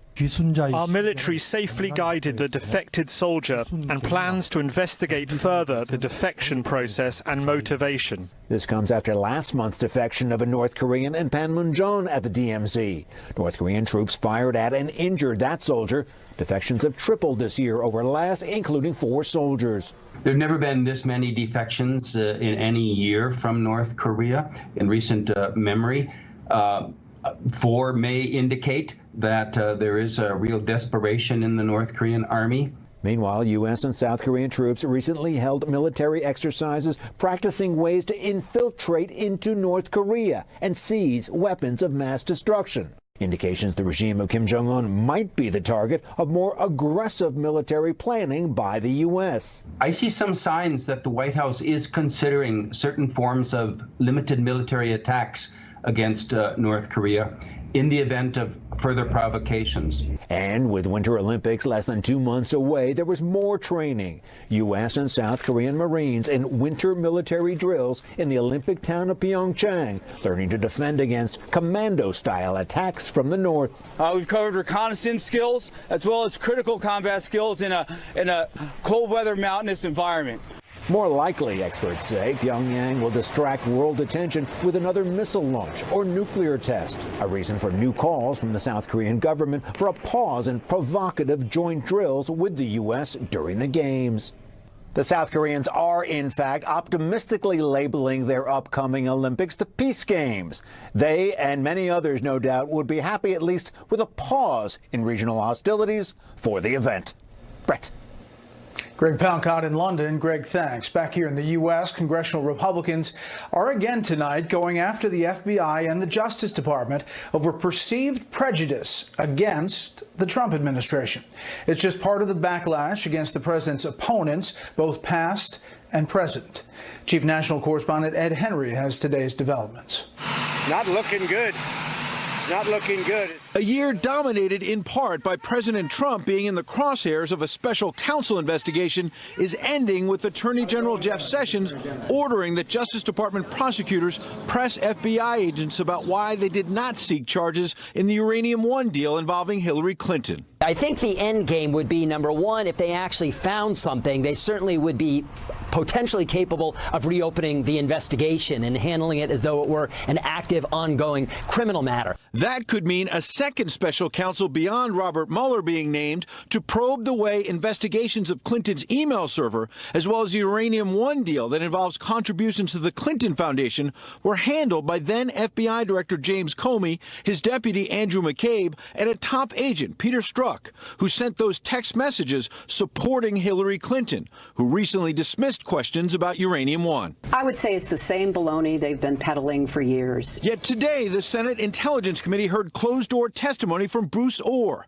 recently demoted at the Justice Department for not disclosing his connections to the Trump dossier. He has a meeting during the election with Christopher Steele, the same guy that the Democrats through Fusion GPS paid to do this discredited Trump dossier. And then, oh, by the way, Bruce Orr's wife works for Fusion GPS, and Orr meets with Fusion after the election. So how do you explain that conduct? McCabe was pressed on the dossier today, meanwhile, in a long private session with the House Judiciary Committee, after facing 7 hours of questioning by the House Intelligence Committee on Tuesday, where he could not recall when he learned the Clinton campaign and the DNC paid for the dossier, leading Senator Rand Paul to tweet today, "Time to investigate high-ranking Obama government officials who might have colluded to prevent the election of @real Donald Trump. This could be worse than Watergate." Democrats insisted this is a diversion from the real issue, which was the Russian attempt to subvert the last election, the possible collusion, well, the certain collusion by many members of the Trump campaign. And other Democrats tonight are claiming this is an attempt to undermine Mueller's investigation, potentially fire him over the holidays, a charge the president and his legal team have consistently denied. Brett? Ed, thank you. It was a big day for the nuclear power industry, the fate of the country's 2 new reactors at stake. We'll tell you why and what happened after the break. I want you to take it easy. Go slow. Come on, Mom. Work, work, work, Sinora, work your body liner. Work, work, work, Sinora, work it all the time. Let's go. Mom! For the ones who keep pushing, always unstoppable. This holiday season, don't give a crummy gift. Show them you really care with the Ring video doorbell. Ring lets you see and speak with anyone at your door from anywhere. But don't take my word for it. Check out over 20,000 5-star Amazon reviews. Like Robert, who writes, Ring is truly amazing. Video saved to the cloud? 2-way voice communication? Are you kidding me? No, Robert, we're not kidding you. Available at ring.com and these fine retailers. Nick is a logistical mastermind. When it comes to moving packages on a global scale, nobody does it better. He's also an avid cookie connoisseur. Dig in, big guy. But when it comes to mortgages, he's less confident. Fortunately for Nick, there's Rocket Mortgage by Quicken Loans. It's simple, so he can understand the details and get approved in as few as 8 minutes. Apply simply, understand fully, mortgage confidently. Rocket Mortgage by Quicken Loans. Stitch Fix is my own personal stylist. They found me just the right clothes for my new job. They send clothes right to my door, which is great because I've got 0 time for shopping. With Stitch Fix, I'm always taking my style in new directions. I just tell them what I like, and they find me looks I'll love, all in my budget. I only pay for what I keep, and I'm definitely keeping the blazer. I'll never step foot in a fitting room again. My Stitch Fix stylist, she gets me. Sign up at stitchfix.com. The testimony shocking Congress into action. After McCabe blanks on anti-Trump questions, Matt Gaetz breaks down the next steps and newest testimonies on the next Fox News at Night. If I come back, with my luck, it'll be as me again.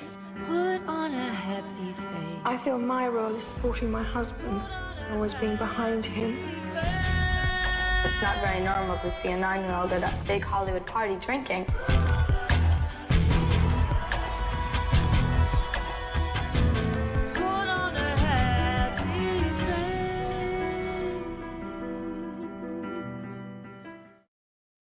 You do all this research on the perfect car, then smash it into a tree. Your insurance company raises your rates. Maybe you should have done more research on them. For drivers with accident forgiveness, Liberty Mutual won't raise your rates due to your first accident. Switch and you could save $782 on home and auto insurance. Call 1-844-257-7374 for a free quote today. Liberty stands with you. Liberty Mutual Insurance.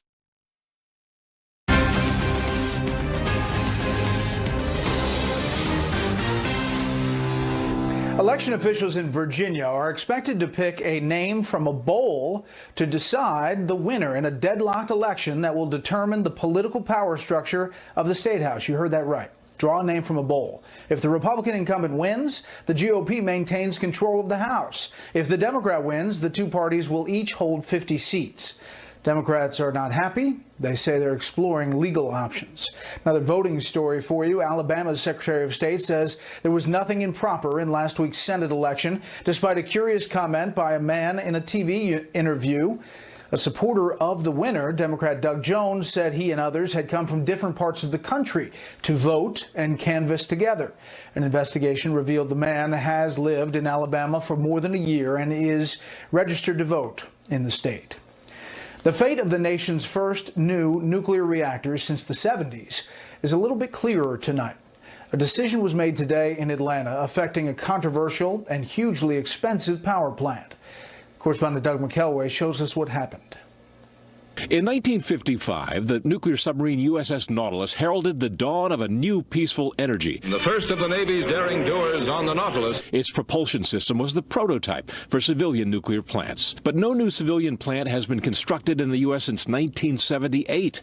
Aging infrastructure, opposition from environmentalists, and bureaucratic obstacles have dulled a once bright promise. Today, that may have changed. Signified by saying aye. Aye. Opposed?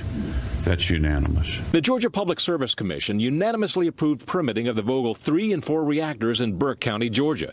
The owner, Georgia Power, announced moments later it will complete the plant, but under the deal it must rebate $75 to each of its 2.5 million customers because of cost overruns and delays. We will do all that we can to complete this project. Nor was this an easy decision for the state regulator. For the last decade, we've seen budget overruns, schedule being busted, and it is an inherently risky project. The risk stems in part from the just-passed tax bill, which did not include an extension of nuclear power tax credits that would have made construction more economically feasible. Regulators announced the go-ahead anyway based on a promise from Republican congressional leaders. They assured me that that would be an item that Congress would take up early in January. Environmentalists and others opposed to the plant fear customers will bear the brunt of future cost overruns. The problem here, though, is that Georgia Power says if the extensions don't come through, they want customers to make up for that as well, and we think that's unreasonable. Others contend it is pressure from environmentalists that has helped increase the cost of this non-carbon emitting energy. One example is Germany. Spurred in part by Chernobyl, then Fukushima, Chancellor Angela Merkel undertook an energy transformation, promising to end all nuclear power by 2022. As German plants were taken offline, energy costs skyrocketed. Two other nuclear stations in Watts Bar, Tennessee offer another lesson in time-consuming bureaucracy and permitting. Construction got underway there in 1973, but the first unit was not complete until 23 years later. The second unit was finished just 2 years ago. Brett? Doug, thanks. This is a Fox News alert. You're looking live at the Senate floor. The Senate right now is debating a stopgap funding bill that would keep the government funded past tomorrow night. As we reported earlier in the show, the House has already passed this bill. We are told to expect a Senate vote around the top of the hour, and we will see two votes. We care about the second in the series of votes here. We'll bring that to you live here on Special Report. As lawmakers head for the doors for Christmas break, this would fund the government through January 19th. All remaining significant evacuation orders for areas around the big Southern California wildfire have been lifted. A new round of heavy winds did not cause a surge in activity there. The Thomas Fire has destroyed at least 750 homes and burned about 425 square miles. It's 60% controlled tonight, we are told. Up next, the U.S. will sell weapons to Ukraine, and that could set up a showdown with Russia. We'll explain. First, here's what some of our Fox affiliates around the country are covering tonight. Fox 13 in Memphis has crews removed 2 Confederate statues from Memphis parks after the city sold the parks to a private entity. The statues of General Nathan Bedford Forrest and Confederate President Jefferson Davis were taken down immediately. Fox 35 in Orlando as SpaceX unveils its new Falcon Heavy rocket. The company says it will have double the thrust of the next biggest rocket currently in use. But SpaceX owner Elon Musk has said there's a good chance the unmanned rocket will blow up when it is launched in the next few weeks. Not exactly a confidence boost from the owner. And this is a live look at New York from our affiliate, Fox 5. One of the big stories there tonight, a man who has been in prison since he was 17 is free tonight. 46-year-old Mark Denny was cleared of participating in a rape and robbery at a fast food restaurant in 1987. The DA now says the victim misidentified Denny as her attacker. Denny says he holds no ill will toward her. That's tonight's live look outside the Beltway from Special Report. We'll be right back.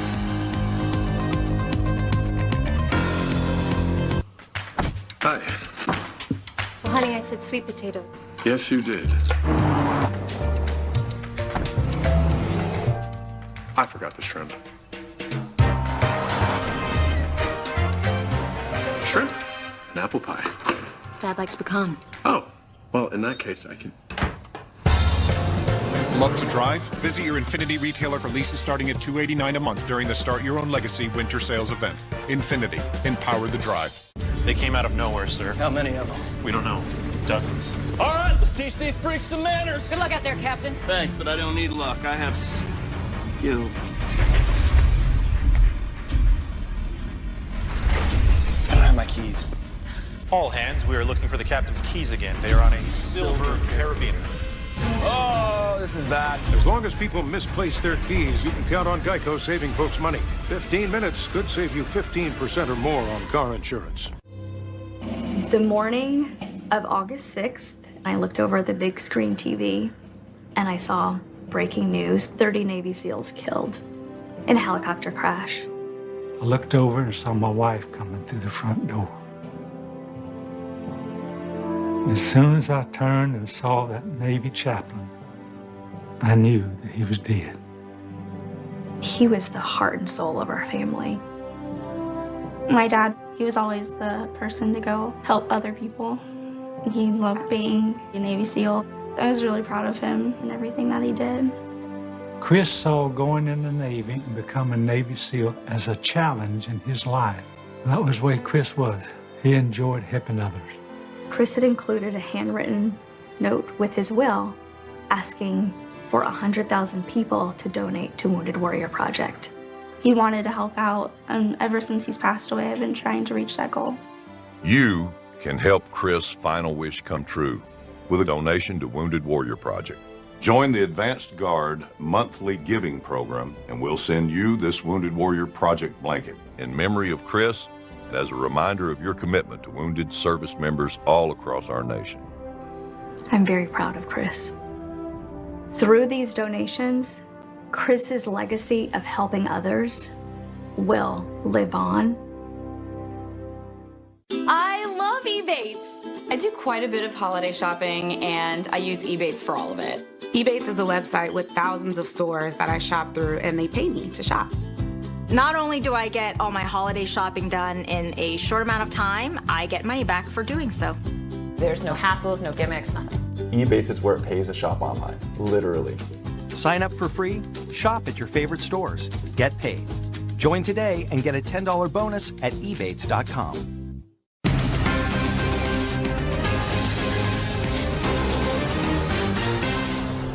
The U.S. plans to allow the sale of lethal weapons to Ukraine for use against pro-Russian separatists. Supporters say it's long overdue. Critics say it brings us closer to a real conflict with the Russians. Lucas Tomlinson has more tonight from the Pentagon. The Trump administration ending the arms embargo on Ukraine, allowing them to buy 50 caliber sniper rifles and other light arms from U.S. companies. But the U.S. government will not be supplying the weapons. Still, the decision was applauded on Capitol Hill. This president, at this time, with his national security team, is finally doing what people on both sides of the aisle have tried to get administrations to do. I mean, these weapons are to defend Ukraine against Russia's aggression. Russia hawk Senator Tom Cotton turned it up a notch, quote, "This is a break from failed Obama-era policies to make Russia pay a cost for its aggression." With this decision, the Trump administration is reminding Vladimir Putin and his cronies that they lost the Cold War and we won't tolerate their bullying of our friend Ukraine. But the State Department pushed back, saying weapons have been available for purchase before, after Russia annexed Crimea in 2014 and supported Kremlin-backed fighters in eastern Ukraine. Quote, "Under the previous two administrations, the U.S. government has approved export licenses to Ukraine, so this is nothing new." But a Green Beret and former Bush White House official says otherwise. This is a significant break from the Obama administration. It is the largest sale that we've ever done. It is lethal, and it is going to send a message to the Russians, and they're not going to be happy about it. As expected, the decision angered Moscow, officials calling the policy a dead end, which will only lead to more violence. Earlier this month, President Trump's national security advisor hinted changes were coming to the White House's handling of Russian aggression. And what we're continuing to do is strengthen Ukrainian defensive capabilities. Ending the arms embargo comes at a time when the White House is pushing back on claims President Trump has been too soft on Russia. Today, Ukraine's security service arrested an aide to the prime minister for being a Russian spy. More evidence things are heating up in Eastern Europe. Brett. Lucas Thomason at the Pentagon tonight. Lucas, thank you. It appears Cuban leader Raul Castro will stick around a little longer than expected. Cuba's National Assembly has extended its term by 2 months. Castro had said he would leave in February. Now it appears the government will stand until April. Officials say damage from Hurricane Irma forced the delay of Cuba's political cycle. Separatist political parties in the Spanish region of Catalonia are claiming victory in today's regional election there. The races pit pro-independence candidates, some of whom are fugitives or are in jail, against those who want to remain a part of Spain. Catalonia's declaration of independence in October prompted the Spanish government to fire regional officials and dissolve the parliament. Back here in the U.S., an American man is facing serious consequences tonight over the possession of illegal drugs on the Indonesian island of Bali. In the U.S., Christian Beasley is allowed to use medical marijuana. There, he's not. Here's national correspondent William Lajeunesse. I have medical report from my doctors here and in America of why I use ganja. 32-year-old Christian Beasley is among the latest Americans in deep trouble abroad. His offense, possessing a baggie of marijuana. I have a license to use ganja for medical reasons, but they want to give me 4 years or more. Medical marijuana is legal in 29 states, recreational pot in 8 states, but not Indonesia, a predominantly Muslim country where marijuana is a Class 1 drug, possession alone, or death as a trafficker, since police caught him with 5.7 grams, 0.7 too much. Your heart just breaks for your... Authorities say the driver was an Australian citizen of Afghan descent who has a known history of drug use and mental health issues. And Pope Francis once again used his Christmas greeting to dress down colleagues at the Vatican. He denounced what he called the cancer of cliques and how bureaucrats can become corrupted by ambition and vanity. The Pope has a tradition of giving Vatican workers a tough love Christmas greeting. Just some of the other stories beyond our borders tonight. We'll be right back.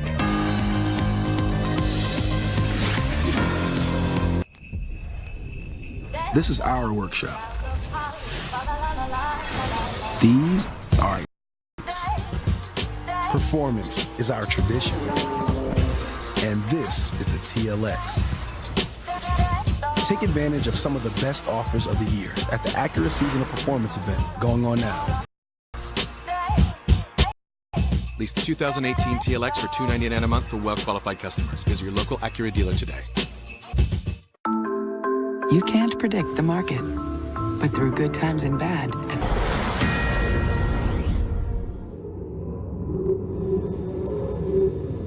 This is a Fox News alert. You're looking live at the Senate floor. This is the final vote coming up in the Senate on a stopgap government funding bill. As we mentioned, the House passed that measure earlier today. The Senate first had a procedural vote just moments ago. Now we're waiting on this final vote. Spending $81 billion on disaster relief, the senators decided they are going to wait until after the first of the year to deal with that. So now you're talking about the government funding. This is the shutdown vote everybody's waited for. They have to get to 60 votes in order to get it through. The House earlier today did its job on that front. Every time we get to the end of a year, we think, I've just got to get it done. I've got to get it done. The one thing that they're supposed to do is to keep this government running, to keep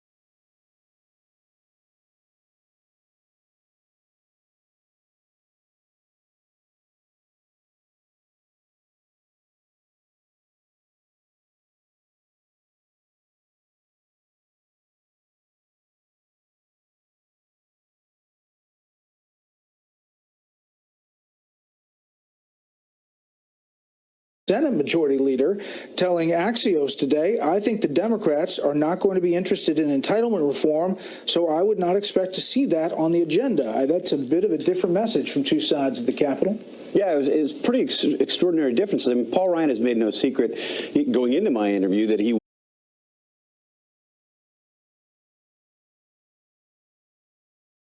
in House conservatives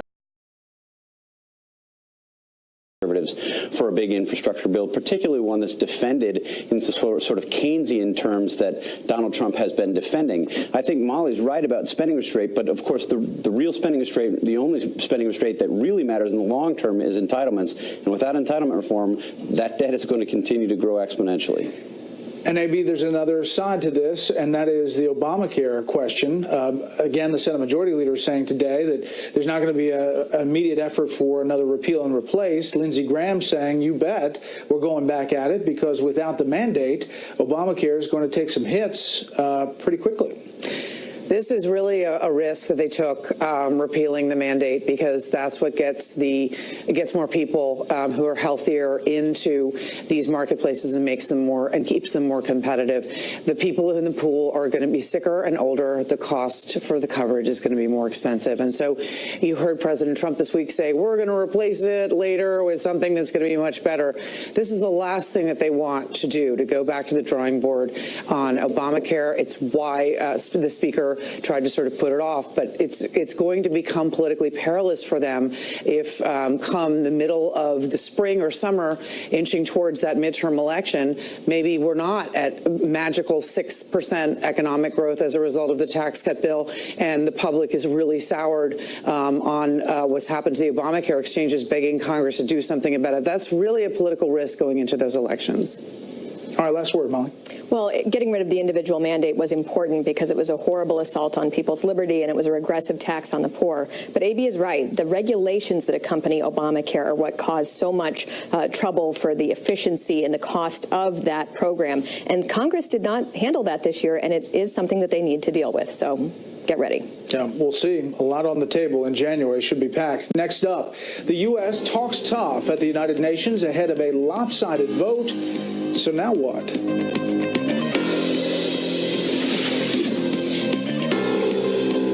Critics are all in for Molly's Game, and now it's been nominated for 2 Golden Globe Awards, including Best Actress Jessica Chastain and Best Screenplay Aaron Sorkin. It's just a friendly game with higher stakes. Molly's Game, rated R. If you've been turned down for a mortgage because of credit or tax return issues, Cash Call Mortgage now has credit and income-solving mortgages with no closing costs. Just call 855-890-CASH, and we'll work with you to find a solution to your mortgage issues. When it comes to heartburn, trust the brand doctors trust for themselves. Nexium 24-Hour is the #1 choice of doctors and pharmacists for their own frequent heartburn and all-day, all-night protection. When it comes to frequent heartburn, trust Nexium 24-Hour.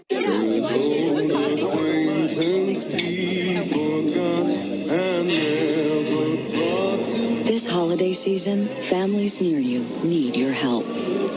Visit redcross.org now to donate. Another Russian interference investigation. As the new focus shifts to Jill Stein's campaign, the 2016 candidate speaks out in a powerful interview on Tucker Carlson Tonight. I'm Alex Trebek. If you're age 50 to 85, please listen carefully. The lock I want to talk to you about isn't the one on your door. It's a rate lock for your life insurance that guarantees your rate can never go up at any time for any reason. Many policies don't have one, but you can get a lifetime rate lock through the Colonial Penn program. This plan was designed for people on a fixed income with coverage options for just $9.95 a month. That's less than 35 cents a day. Your rate is locked in for life, and coverage can never be canceled. Your acceptance is guaranteed. You cannot be turned down because of your health. Call for your information kit and gift. Both are free, with no obligation. Call 1-800-808-1800 for your free information and free gift, or visit colonialpenn.com. Call now. This holiday, what are you going to give? Give 30 more seconds on your Peloton. Give it your best morning, noon, or night. Give it up for New York's best instructors live. Give them something to see. Give yourself 1,000 other riders to push you to the top. Give them the one thing that will make them give it all. This holiday, give the gift of Peloton. The following message is brought to you by Mesobook.com. People who have been diagnosed with mesothelioma have many questions. How did I get this disease? What are my treatment options? How will this affect my loved ones? You need answers, which is why we offer a free book written by medical professionals who have treated mesothelioma. Call toll-free at 1-800-500-5418 or go to Mesobook.com.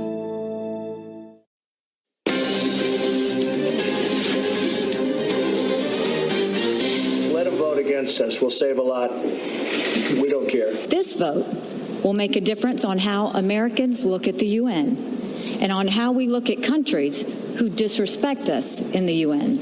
And this vote will be remembered. Order to combat attempts at fraud and to reject blackmail and intimidation. Those who want peace must vote for peace today. We will not be intimidated. You can be strong, but this doesn't make you right.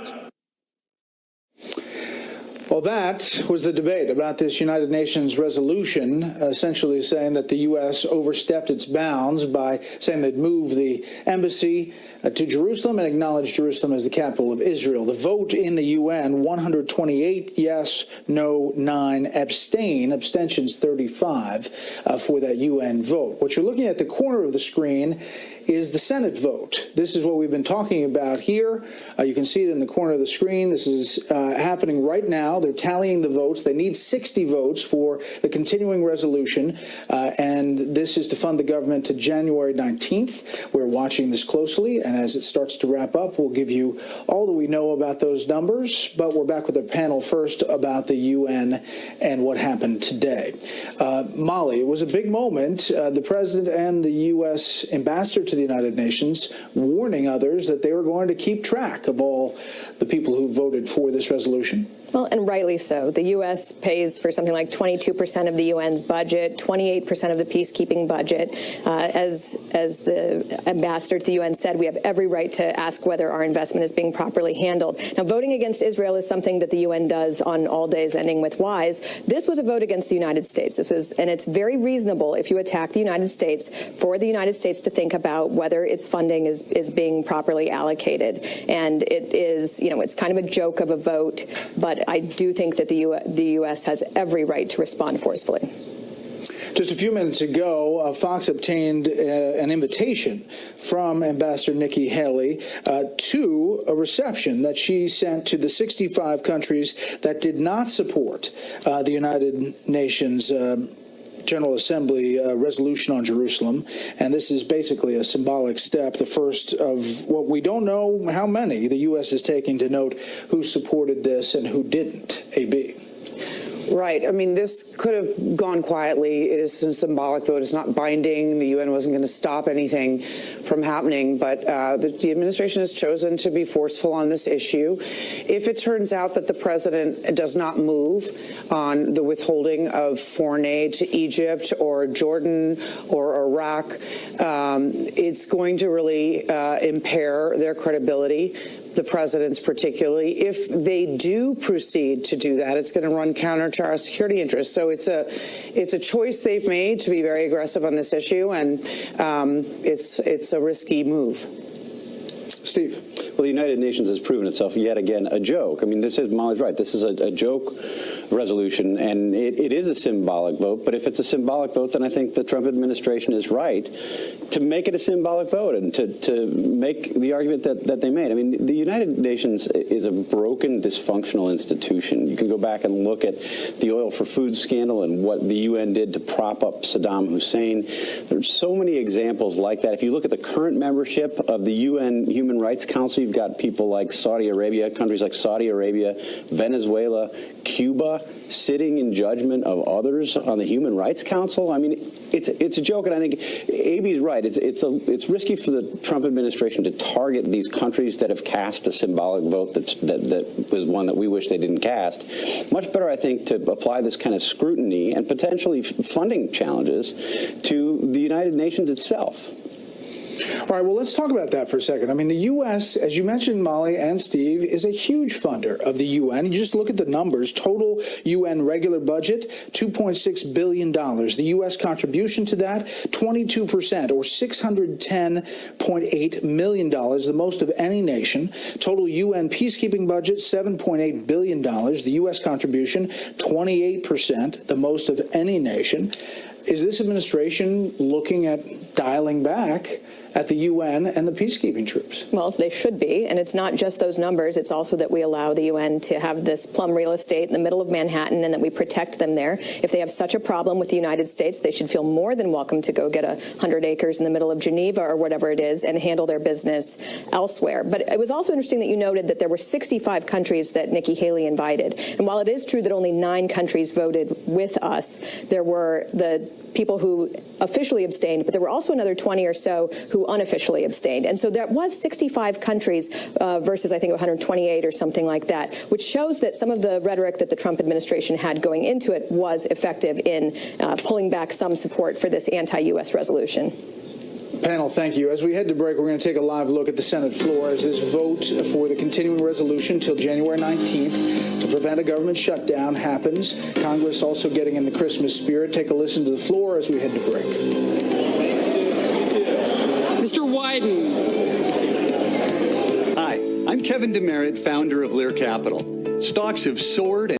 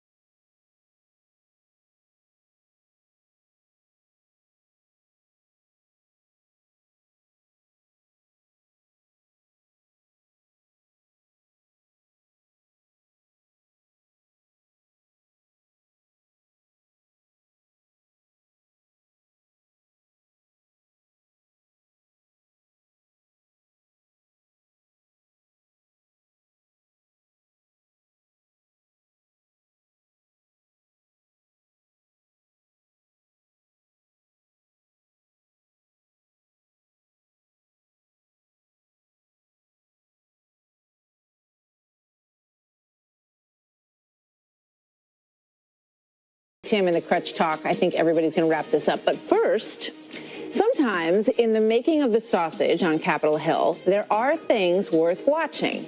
Good evening, everybody. I'm Martha McCallum, and this is the story. As you know, no Democrats voted for the GOP tax cuts. Their opposition to the bill was clear. It's a monster, a Frankenstein. And anybody who's familiar with Frankenstein knows that it was a creation, a monster that was created. The Republican credo can be summed up this way: help the rich, hurt the middle class. So ironically, Senator Bernie Sanders fought back in an odd way, taking it out on a small school that helps poor families send kids to college in Mitch McConnell's home state. Here's what happened. In the bill, there was a tax hike on wealthy universities like Harvard, Stanford, and Yale. They would all now have to pay taxes on the gains from their enormous endowments. Harvard's is $35 billion, for example. Stanford's is $22 billion. But the law swept in Little Berea College in Kentucky as well. Endowment $1.2 billion. Berea is one of 7 work schools in the state. Tuition is free, but the students work on campus during their 4 years. The college president says they were a casualty of the bill, and that will be tough on students. Mitch McConnell tried in desperation to turn it around. He was not successful in doing that. Bernie Sanders said, no way.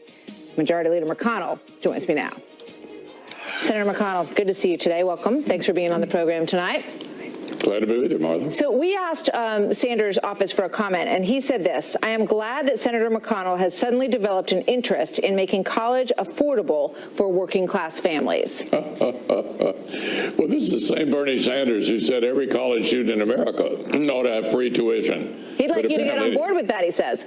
But apparently not the one school that already has free tuition. Look, these are kids from low-income Appalachian families. Their families can't afford to send them to college. They work their way through, as your setup piece pointed out. They're the cooks, the waiters, the people who are cleaning the dorms. It's a great concept. They have built up a significant endowment over the years. It was started in the 1850s by abolitionists, and a lot of wealthy Northeasterners have contributed to their endowment over the years. And all of a sudden, they're in the same category with Harvard and Yale.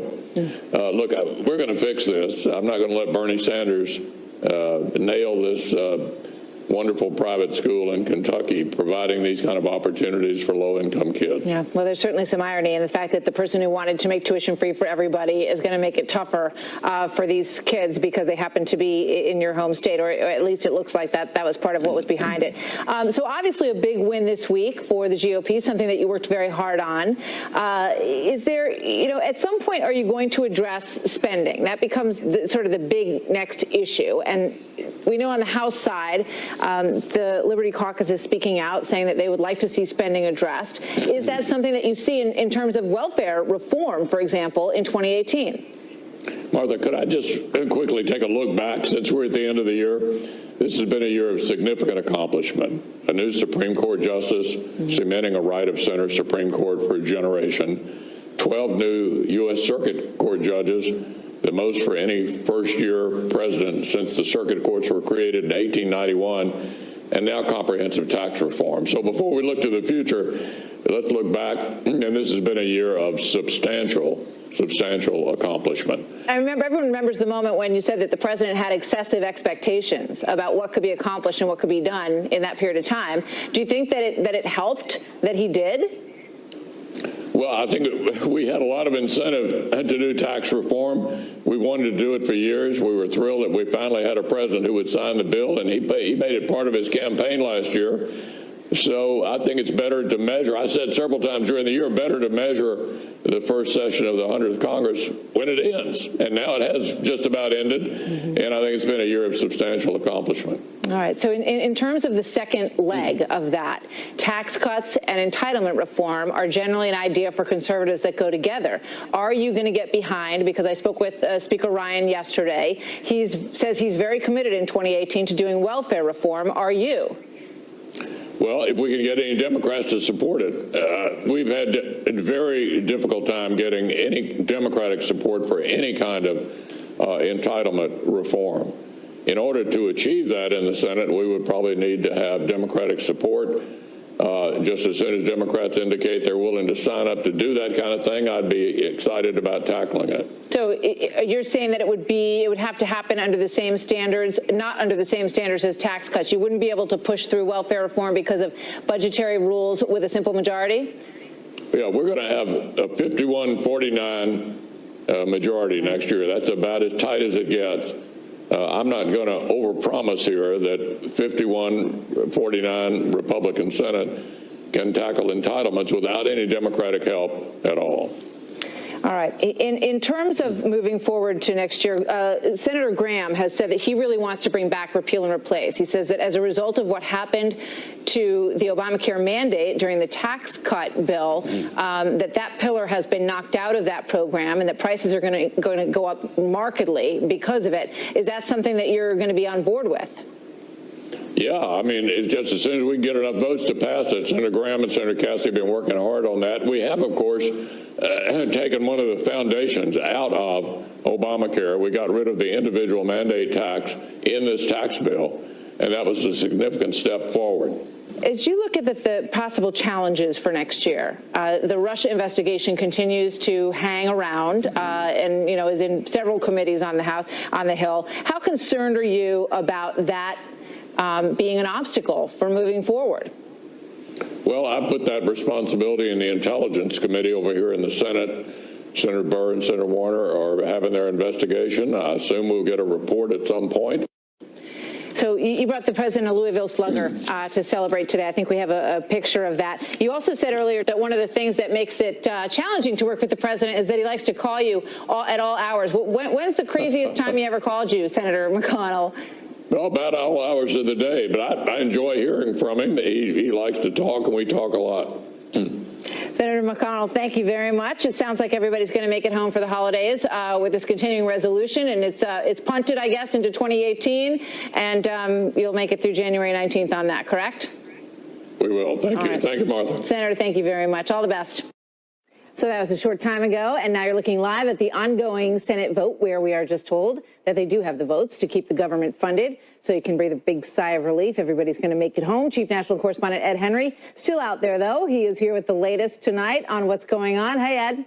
Well, Martha, good to see you. The last thing that President Trump and Republican leaders wanted to do after that big tax cut victory yesterday was to have a big government shutdown here to divert attention from all of that. So it's very clear that what they're doing here with this stopgap measure is they get to about January 19th, sort of kick the can down the road on some of the bigger spending decisions, go home for the holidays, and deal with a lot of that next year. This enables them to move forward on some of these key budget issues. The president signaled earlier today that he didn't want to see a big budget fight right now. Instead, he wanted to give the Republicans a chance to bask in this victory over tax cuts. In fact, earlier today, the president tweeted this, quote, "House Democrats want a shutdown for the holidays in order to distract from the very popular just passed tax cuts. House Republicans, don't let this happen. Pass the CR today and keep our government open." And indeed, Democrats seem to still be smarting a little bit from the president's big win on taxes after Obama aide Dan Pfeiffer tweeted this triumphant photo of the president with the Republican leaders in the Oval Office yesterday and said that he'd like to see it on front pages when the president is, quote unquote, indicted. Well, Obama official Ben Rhodes actually retweeted that with this snarky comment that the photo should also be used, quote, alongside the obits, as in obituaries, for Paul Ryan, Mitch McConnell, and Vice President Mike Pence. That drew a lot of scorn on social media today. Meanwhile, House Democratic leader Nancy Pelosi went back to resisting the president's agenda. She told her colleagues they had to vote no on this stopgap measure because it did not include a provision allowing the children of illegal immigrants to stay in America. Listen. I don't think in his heart that the president intended to hurt these people in the very cruel way that they are being hurt by the actions that are being taken. There'll be drama, there'll be chaos, there'll be yelling and screaming, and then we'll avert a shutdown. But that's what happens. Unfortunately, it shouldn't be this way. The bigger point is that after the tax cut victory, remember, Democrats had been predicting that cutting corporate taxes would not trickle down to employees. And yet you've seen Wells Fargo, AT&T, other big companies say actually they're giving out bonuses. Some of them are raising wages. And so what's interesting is that Democrats have kind of maneuvered themselves into voting against lower taxes and being against right now higher wages for workers, since they said that this would not happen. That's not a place that Democrats want to be, Martha, heading into next year's midterm. Yeah, Ed, you can almost sense from them when you look at those sound bites and you read those tweets that they know that this has put them in a tight spot. And you also have to wonder if Republicans aren't really glad that this was a completely partisan vote right down party lines. They didn't work that hard to bring Democrats on board, and they probably like it that way. Yeah, you're right, because Democrats have been banking on the idea that the public would buy the argument that this would not trickle down to employees. That seems to be blown out of the water.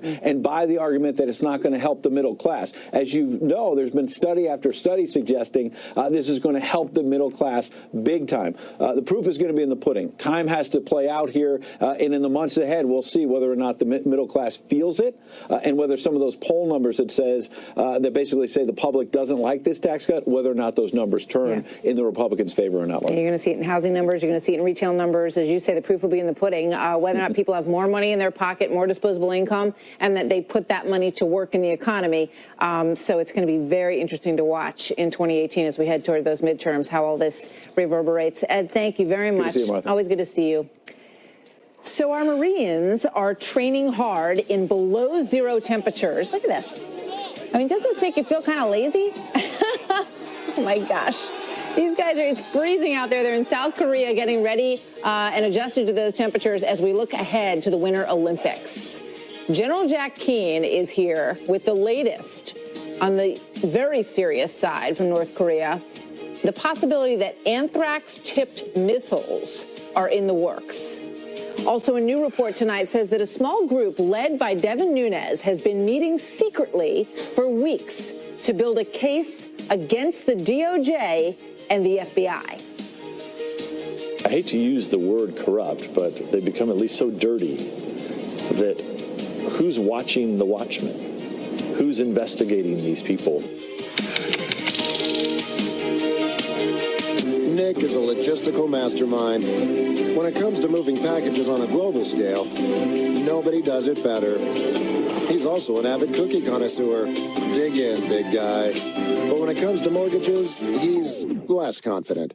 Fortunately for Nick, there's Rocket Mortgage by Quicken Loans. It's simple, so he can understand the details and get approved in as few as 8 minutes.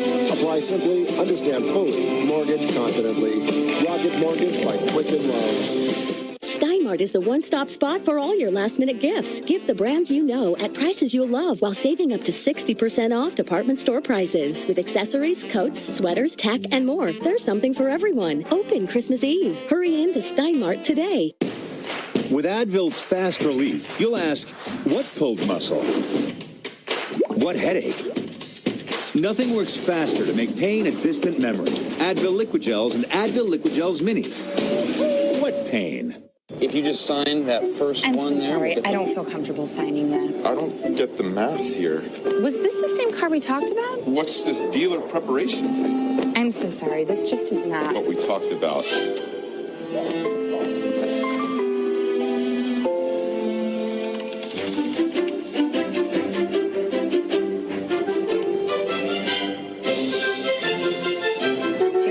Without the car salesman.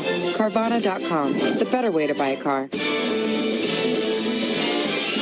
It's the most wonderful time of the year. $50 gift card for them, $10 bonus card for you. Only at Applebee's. Now that's eating good in the neighborhood. You guys don't happen to know a good handyman, do you?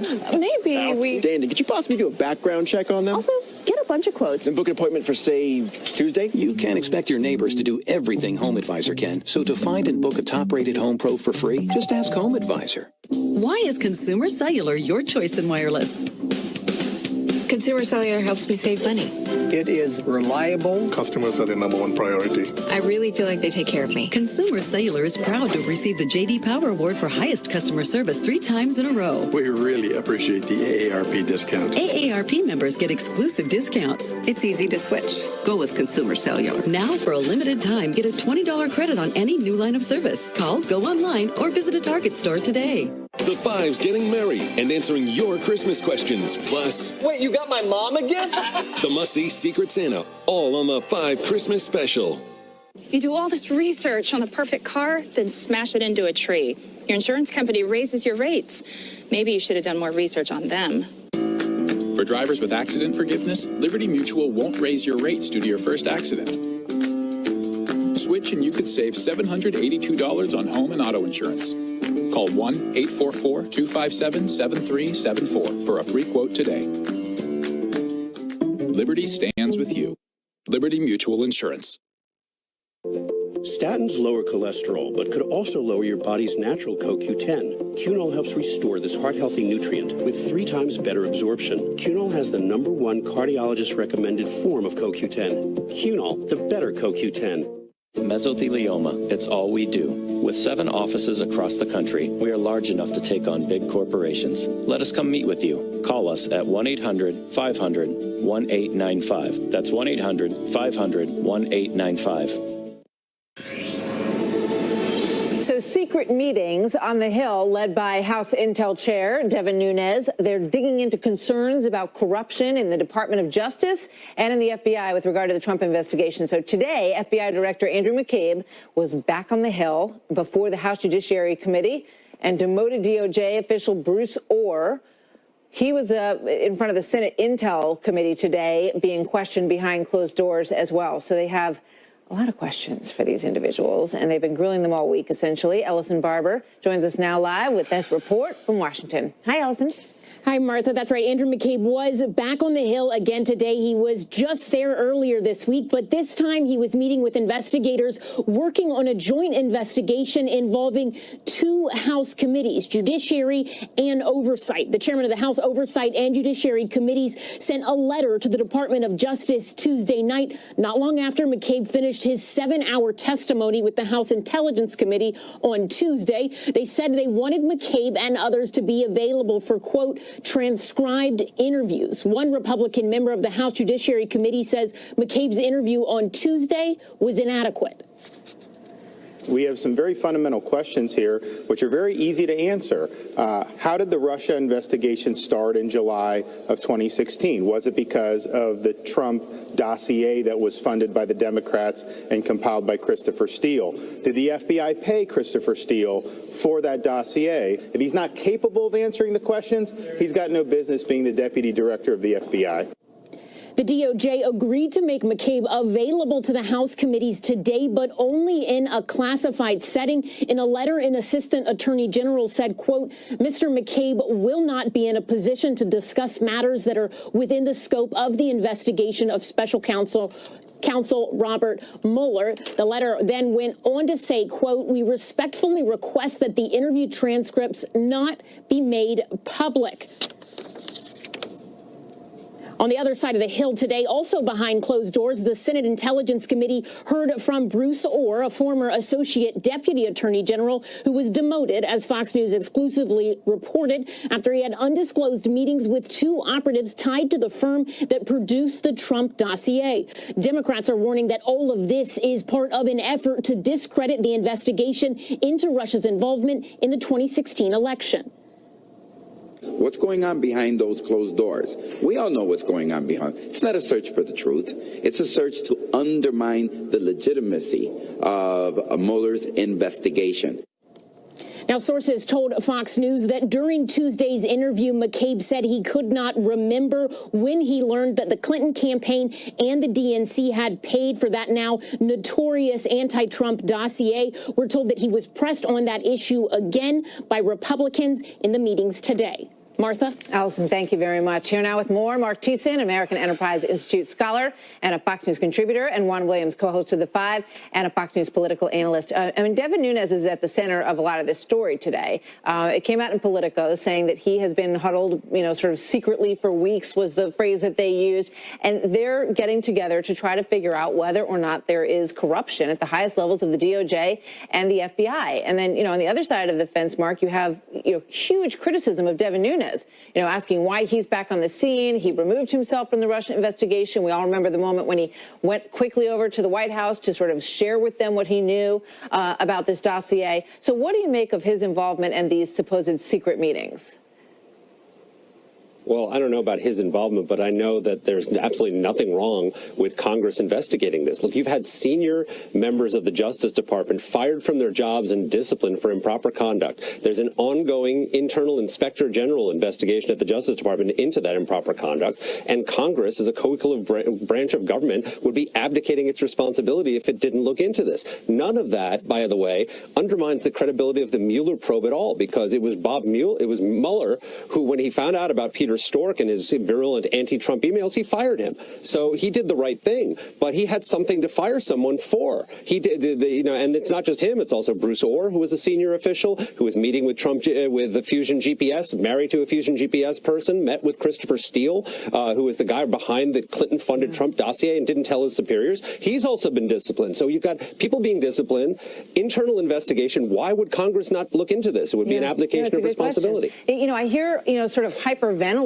in some corners about the fact that these questions are even being asked. And one, there are people who are currently in the FBI and people who are not too long out of the FBI who are so unhappy with what they have seen going on from the Clinton investigation to now. So this idea that it impugns the integrity to even ask these questions, to even say, wait a minute, is there bias involved with Clinton? Was she given, was she sort of softballed, handled, and was Trump sort of jumped on before he even had a chance to get into the White House? Why are these questions that are not even allowed, we're not even allowed to ask in terms of impugning their credibility? Well, you can ask whatever you like, but what exactly is Devin Nunes investigating at this point? We've had Jeff Sessions, the Attorney General.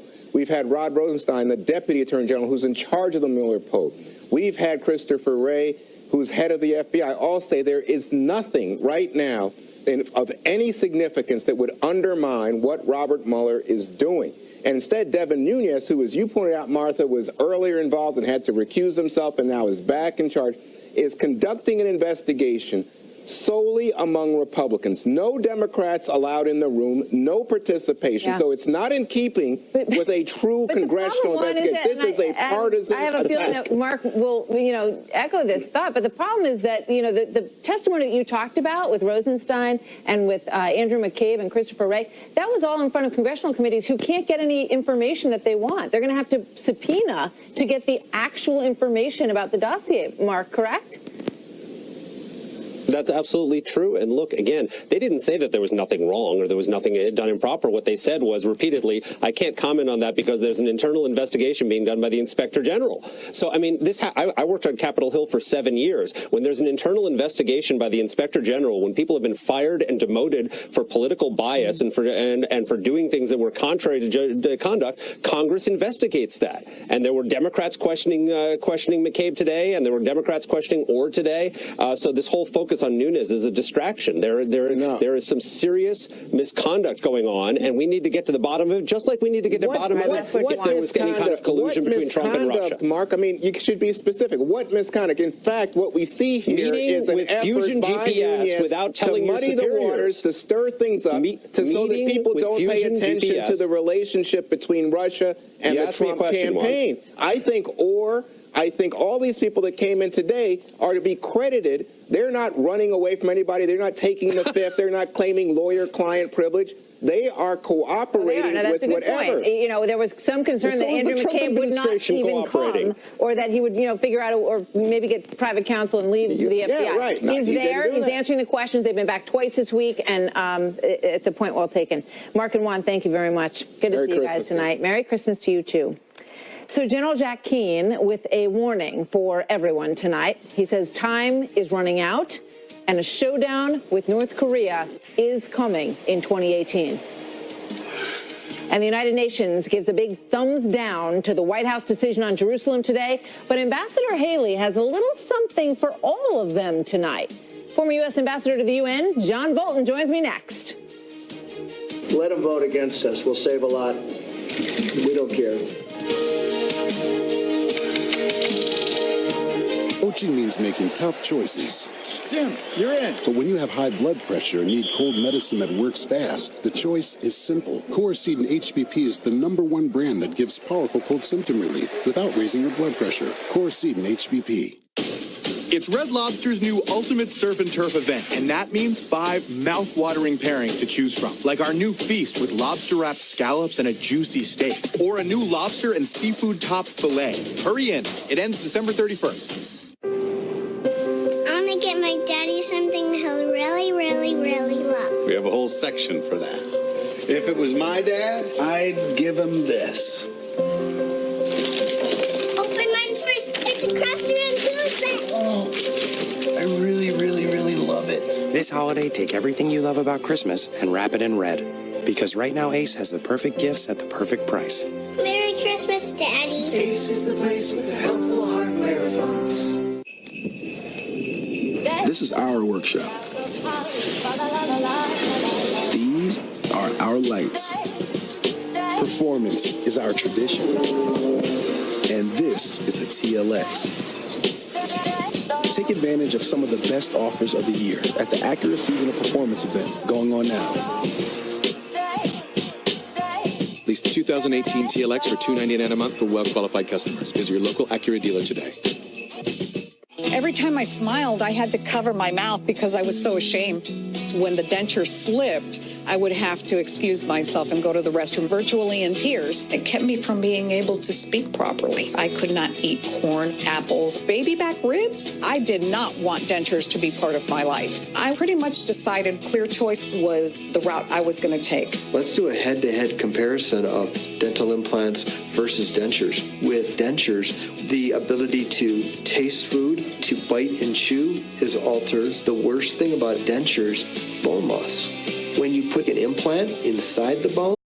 Ambassador to the United Nations, Nikki Haley, earlier today, but despite her and the president's tough talk, including threats of withholding funding from the U.S. to countries who voted against, the General Assembly overwhelmingly voted to condemn the United States' decision to recognize Jerusalem as the capital of Israel and to move the U.S. embassy there. Ambassador Haley tweeted this: the vote is in. 65 countries refused to condemn the United States, and 128 voted against us. And now, as promised, Ambassador Nikki Haley is taking note of the non-supporters, inviting those 65 UN members who didn't vote for the resolution to a special reception. Here now, John Bolton, who served as U.S. Ambassador to the UN and is a Fox News contributor. Welcome, Ambassador Bolton. Good to see you tonight. Obviously, most of these countries were never going to vote in favor of this. They recognize East Jerusalem as the capital for Palestinians, and that was never going to happen, right? Well, I think the Trump administration should take satisfaction from the fact that you did have 56 countries that either abstained or didn't bother to vote at all, including some pretty significant ones like Mexico and Ukraine. And I think that the 128 votes in favor of this critical resolution that was a lot lower than I expected. And I think it did have something to do with, in a very short period of time, the diplomatic effort to say there are going to be consequences. And it won't, I think, be consequences, just propaganda. Fascinating. Ambassador John Bolton, thank you very much. Good to see you tonight, sir. Thanks for being here. And now we turn our attention to General Jack Keane, chairman of the Institute for the Study of War and a Fox News senior strategic analyst. General Keane, good evening to you. What's your take on what happened at the UN today? Well, I, like Ambassador Bolton, I'm surprised by the number of people that didn't participate in the vote or abstained and voted against it. So I think that's a small Pyrrhic victory. Listen, there's a huge undercurrent of anti-Israel bias in the UN. We've known that for years. And there's also an undercurrent of anti-American bias, and this is sort of reflected of it. I think on the table should be, President Trump did it, funding for the UN based on their reform. I disagree with going after our allies on foreign aid. I think foreign aid should be province of our national interest, and I don't think we should let a symbolic vote like this that has no authority whatsoever to interfere with what is our true national interest with our allies. All right. In terms of North Korea, the report today that they are going faster than anybody thought they could, and that they're now working to put anthrax on the top of an intercontinental ballistic missile. Yeah, well, that's just another example of North Korea trying to intimidate us, you know, with some kind of capability of WMD. And it's a lesser case, to be sure, than what their primary objective is, which is nuclearizing ICBMs. And you're right. I mean, they are getting closer, according to Director Pompeo, who certainly got my attention when he said they're not years away, they're months away, and he made that proclamation about a month and a half ago. So that means sometime in 2018, at least in the mind of the director of CIA, they will have a nuclearized ICBM capability that's functional. That means it can re-enter the Earth's atmosphere, and it's also miniaturized so that it can work effectively on top of an ICBM. So yeah, we're getting closer to a showdown. Re-entry has been the problem on their missiles, right? But, you know, how long does it take for them to figure that out, do you think?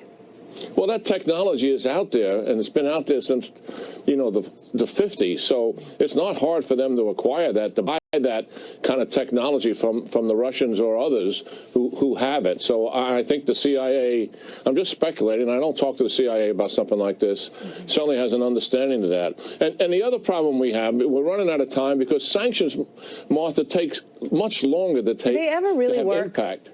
They've never worked in the past with North Korea. We've had the promise of a number of countries trying to participate in this, but some disturbing evidence that coal is still being shipped to China. And China's giving them revenue for it, despite China's protestations that they're not going to do that anymore. And secondly, North Korea is still receiving oil.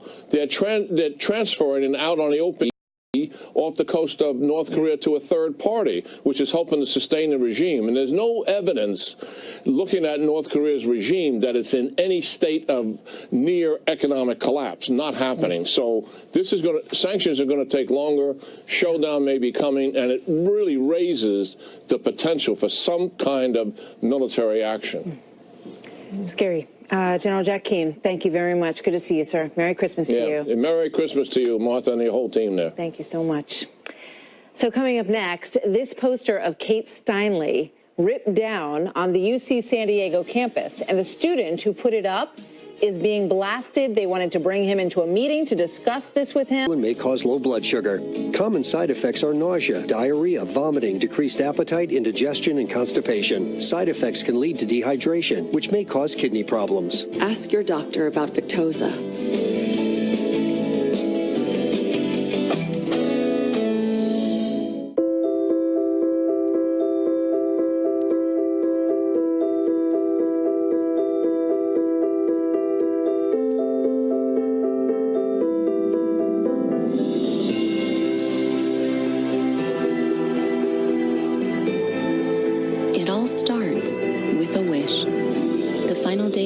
List are here. Hurry in and sign and drive off in a new Lincoln with 0 down and a complimentary first month's payment. This holiday, what are you going to give? Give 30 more seconds on your Peloton. Give it your best morning, noon, or night. Give it up for New York's best instructors live. Give them something to see. Give yourself 1,000 other riders to push you to the top. Give them the one thing that will make them give it all. This holiday, give the gift of Peloton. When you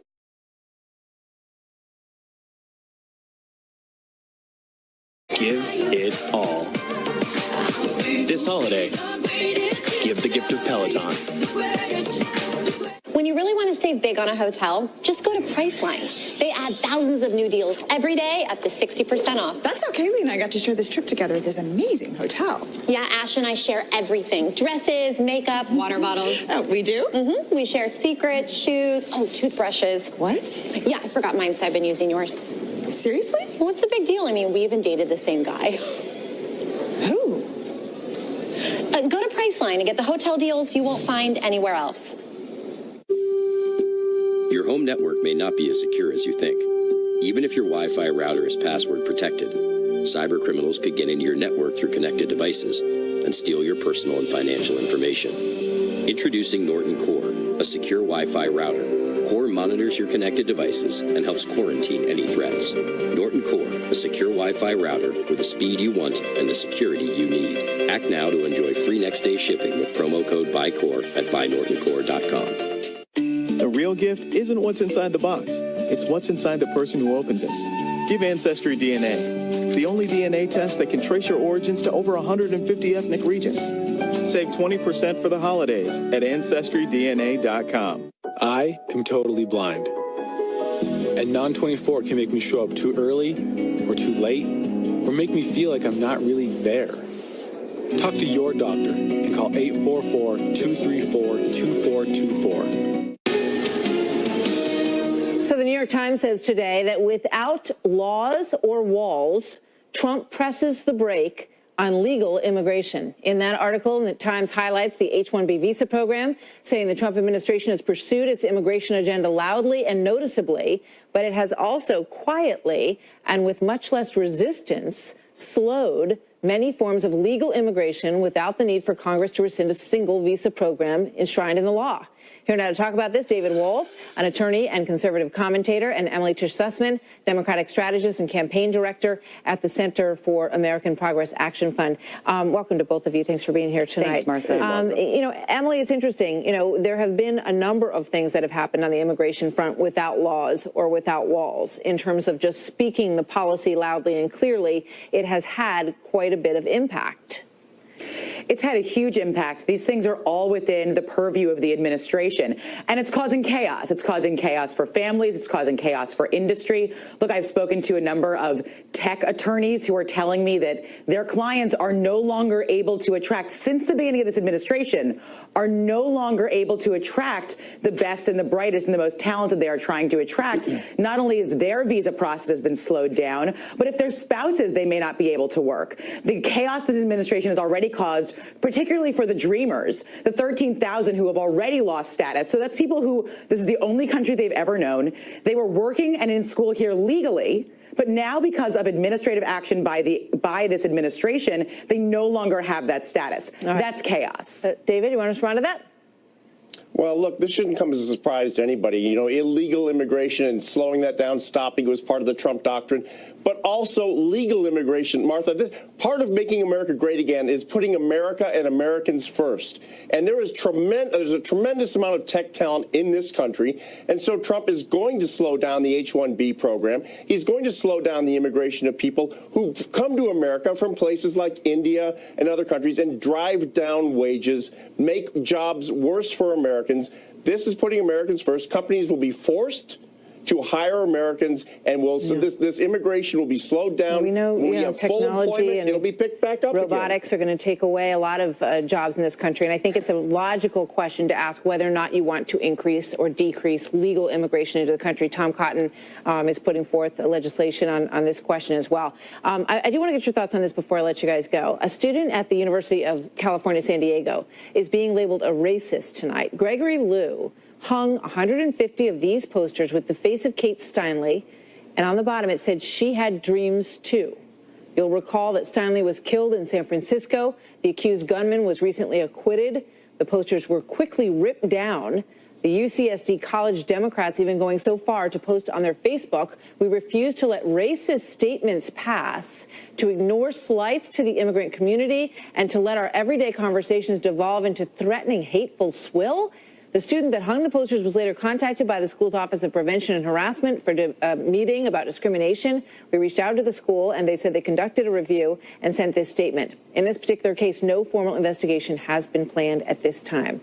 Nonetheless, the posters came down. The student was called racist for saying she had dreams too. What could possibly be wrong with that, Emily? Look, he obviously did this to be provocative. The family of the victim has said this has been far too politicized already, and he took it over the top. He was trying to make a statement himself. Absolutely outrageous, Martha. You know, to hang a poster of Kate Steinle in memoriam on a college campus and to have it torn down by students. Do you really think that was in memoriam? They're showing their support. More quality inclusions than any other resorts on the planet. Book now and save up to 65%. Call 1-800-SANDALS. Patrick woke up with back pain, but he has work to do, so he took a leave. If he'd taken Tylenol, he'd be stopping for more pills right now. Only Aleve has the strength to stop tough pain for up to 12 hours with just one pill. Aleve, all day strong. Joseph A. Bank's Last Dash gift sale. Save up to 70% store-wide. Leather jackets, $199. All dress shirts, 2 for $89. And all wool sweaters, $49. The Last Dash gift sale. Only at Joseph A. Bank. Another Russian interference investigation. As the new focus shifts to Jill Stein's campaign, the 2016 candidate speaks out in a powerful interview on Tucker Carlson Tonight. NHL Center Ice makes being away feel like home. Amazing. With up to 40 out-of-market games a week, every goal, save, and hit gives you the home ice advantage. Paired with NHL Network, you won't get frozen out. Let the game live where you do. Order NHL Center Ice now. And don't miss another moment of action. Call 1-800-GET-SPORTS. When you upgrade your Wi-Fi to Eero, all your connected devices can finally work the way you want them to. Eeros replace your router, forming a wireless mesh network that blankets your home in fast, reliable Wi-Fi. With Eero, you'll have no more dead spots, slow spots, drop-offs, or buffering. It's Wi-Fi so good, you'll never think about Wi-Fi again. Now through Christmas Eve, get $50 off select Eero systems. Have you been told you can't get high-speed internet where you live? Well, you can with HughesNet Gen 5. Experience the power of next-generation satellite internet wherever you live. HughesNet Gen 5 is fast. You'll get 25 megabits per second, plus built-in Wi-Fi, and there's no hard data limits. So wherever you live, now you can do more of everything you love online. Connect on social media, stay informed, watch the latest videos, and help your kids get ahead. No wonder HughesNet is America's #1 choice for satellite internet. Act now to save big. Get a 2-year price lock guarantee, plus free standard installation. So what are you waiting for? Get HughesNet Gen 5. To order, call 1-800-748-5218. Be sure to ask about our home phone service, too. Call 1-800-748-5218 today. They don't use the word Christmas because it's not politically correct. You go to department stores and they'll say Happy New Year and they'll say other things and it'll be red. They'll have it painted, but they don't say, well, guess what? We're saying Merry Christmas again. That was President Trump vowing to put Christ back in Christmas. It is a promise that he made throughout the campaign, and he has been delivering, even putting the words Merry Christmas on the White House Christmas card. Can you imagine, for the first time in almost 10 years? So what does this movement towards keeping Christmas in the holiday season mean for the country? Here now, Tony Perkins, president of the Family Research Council. He met with the president just last week to offer counsel on religious issues. Tony, good to see you as always. Tell us about your meeting with the president on religious issues. What did you talk about? Well, Martha, one of the things we were talking about was the move of the embassy from Tel Aviv to Jerusalem. But the president was really striking there in the Oval Office. He said, hey, Merry Christmas. You know, we can say Merry Christmas again. And as you said, the White House has made it very prominent in all of their displays, not only the decorations, but as you pointed out, the Christmas card that the White House sends out, which it's been absent in the last 8 years. You know, we've moved away from the political correct Happy Holidays to Merry Christmas. And I think, Martha, it's very, very important to understand that this is about a lot more than just, some assault on Santa Claus once a year. This is about an ongoing attack on religious freedom in the public square. And when the president made this a center point of his campaign as a candidate, the media kind of wondered, what's this all about? But it was a very clear message that the president understood that the ability to express your faith in the public square was under assault, and he was going to be pushing back on that. Yeah, you know, I think people are relieved when you say Merry Christmas to them. I think they're happy to say it back to you. Yes, I think absolutely. that, I think it's the sort of generification of faith that really people don't like. They don't like season's greetings and happy holidays. We have the card from years past, which said season's greetings from the White House. I don't think it means anything really to anyone. And there was also a ceremony for Hanukkah, a menorah ceremony for Hanukkah that was at the White House as well. I think you want to recognize the richness of the different religions and the faiths that people practice in the country, not diminish them by making them something generic. Right. 9 out of 10 of Americans, according to Pew Research, celebrate Christmas, and 2/3 of those recognize and believe the biblical story of Christmas, that Christ was born as a child in a manger in Bethlehem. He came to be the Savior of mankind. It was announced by angels. And so most Americans believe that.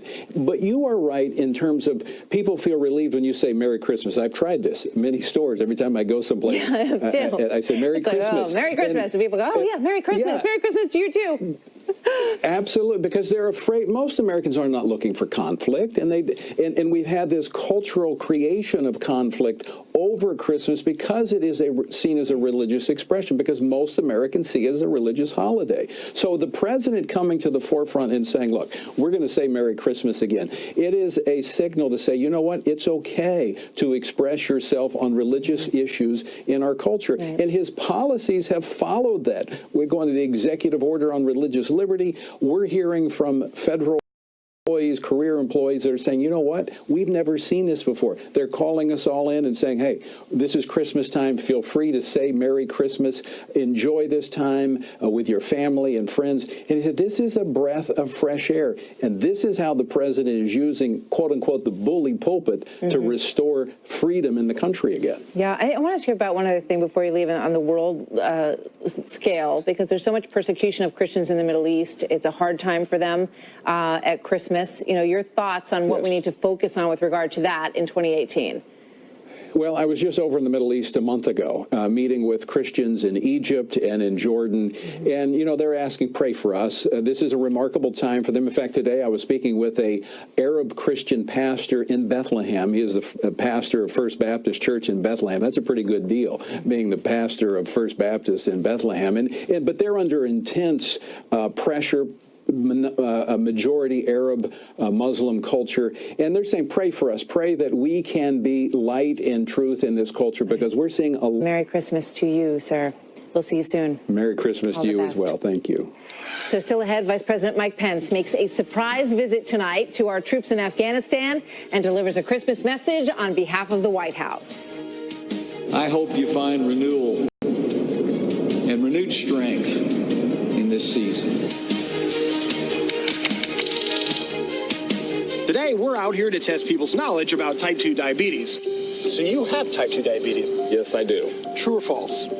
Type 2 diabetes more than doubles your chance of dying from a cardiovascular event like a heart attack or a stroke. That can't be true, can it? Actually, it is true. And with heart disease, your risk is even higher. In fact, cardiovascular disease is the #1 cause of death for adults with type 2 diabetes and heart disease. But there is good news. Jardiance is the only type 2 diabetes pill with a life-saving cardiovascular benefit. Jardiance is proven to both significantly reduce the chance of dying from a cardiovascular event in adults who have type 2 diabetes and heart disease and lower your A1C. That's good to know. Jardiance can cause serious side effects, including dehydration. This may cause you to feel dizzy, faint, or lightheaded, or weak upon standing. Ketoacidosis is a serious side effect that may be fatal.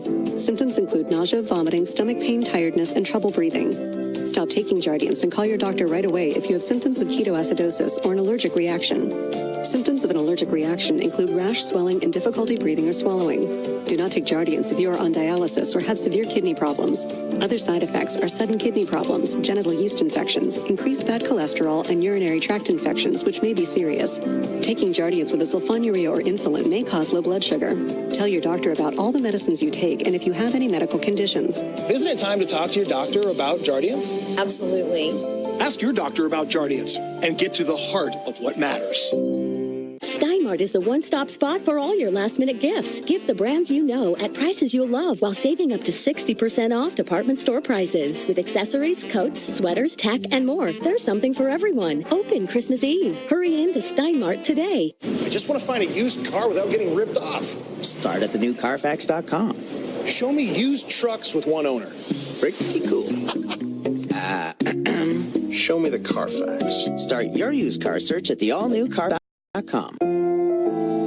If you wear a denture, you not only want a clean feeling every day, you want your denture to be stain-free. Did you know there's a specialty cleanser that's gentle enough for everyday use and cleans better than regular toothpaste? Try Cleanser. It has a 4-in-1 cleaning system that kills 10 times more odor-causing bacteria than regular toothpaste, deep cleans where brushing may miss, helps remove tough stains, and maintains the original color of your dentures when used daily. For a cleaner, fresher, brighter denture, use Polident every day. Hello, I'm Mike Lindell, inventor of MyPillow. Thanks to your support, you've helped me become one of the fastest growing companies in America. Over the last 12 years, you've helped MyPillow create thousands of jobs right here in the USA. When I got MyPillow, I'm asleep almost immediately. I stay asleep at night and get more well-rested in the morning. That's why I invented MyPillow. My patented fill adjusts to your exact individual needs and helps keep your neck supported and aligned. Call or go online to order MyPillow Premium, and Mike will give you a second pillow absolutely free. Use the promo code on your screen to get 2 MyPillows for the price of 1. Don't order now. With our 60-day money-back guarantee, you have nothing to lose. Sleep well, America! For the best night's sleep in the whole wide world, visit MyPillow.com. When it comes to heartburn, trust the brand doctors trust for themselves. Nexium 24-Hour is the #1 choice of doctors and pharmacists for their own frequent heartburn and all-day, all-night protection. When it comes to frequent heartburn, trust Nexium 24-Hour.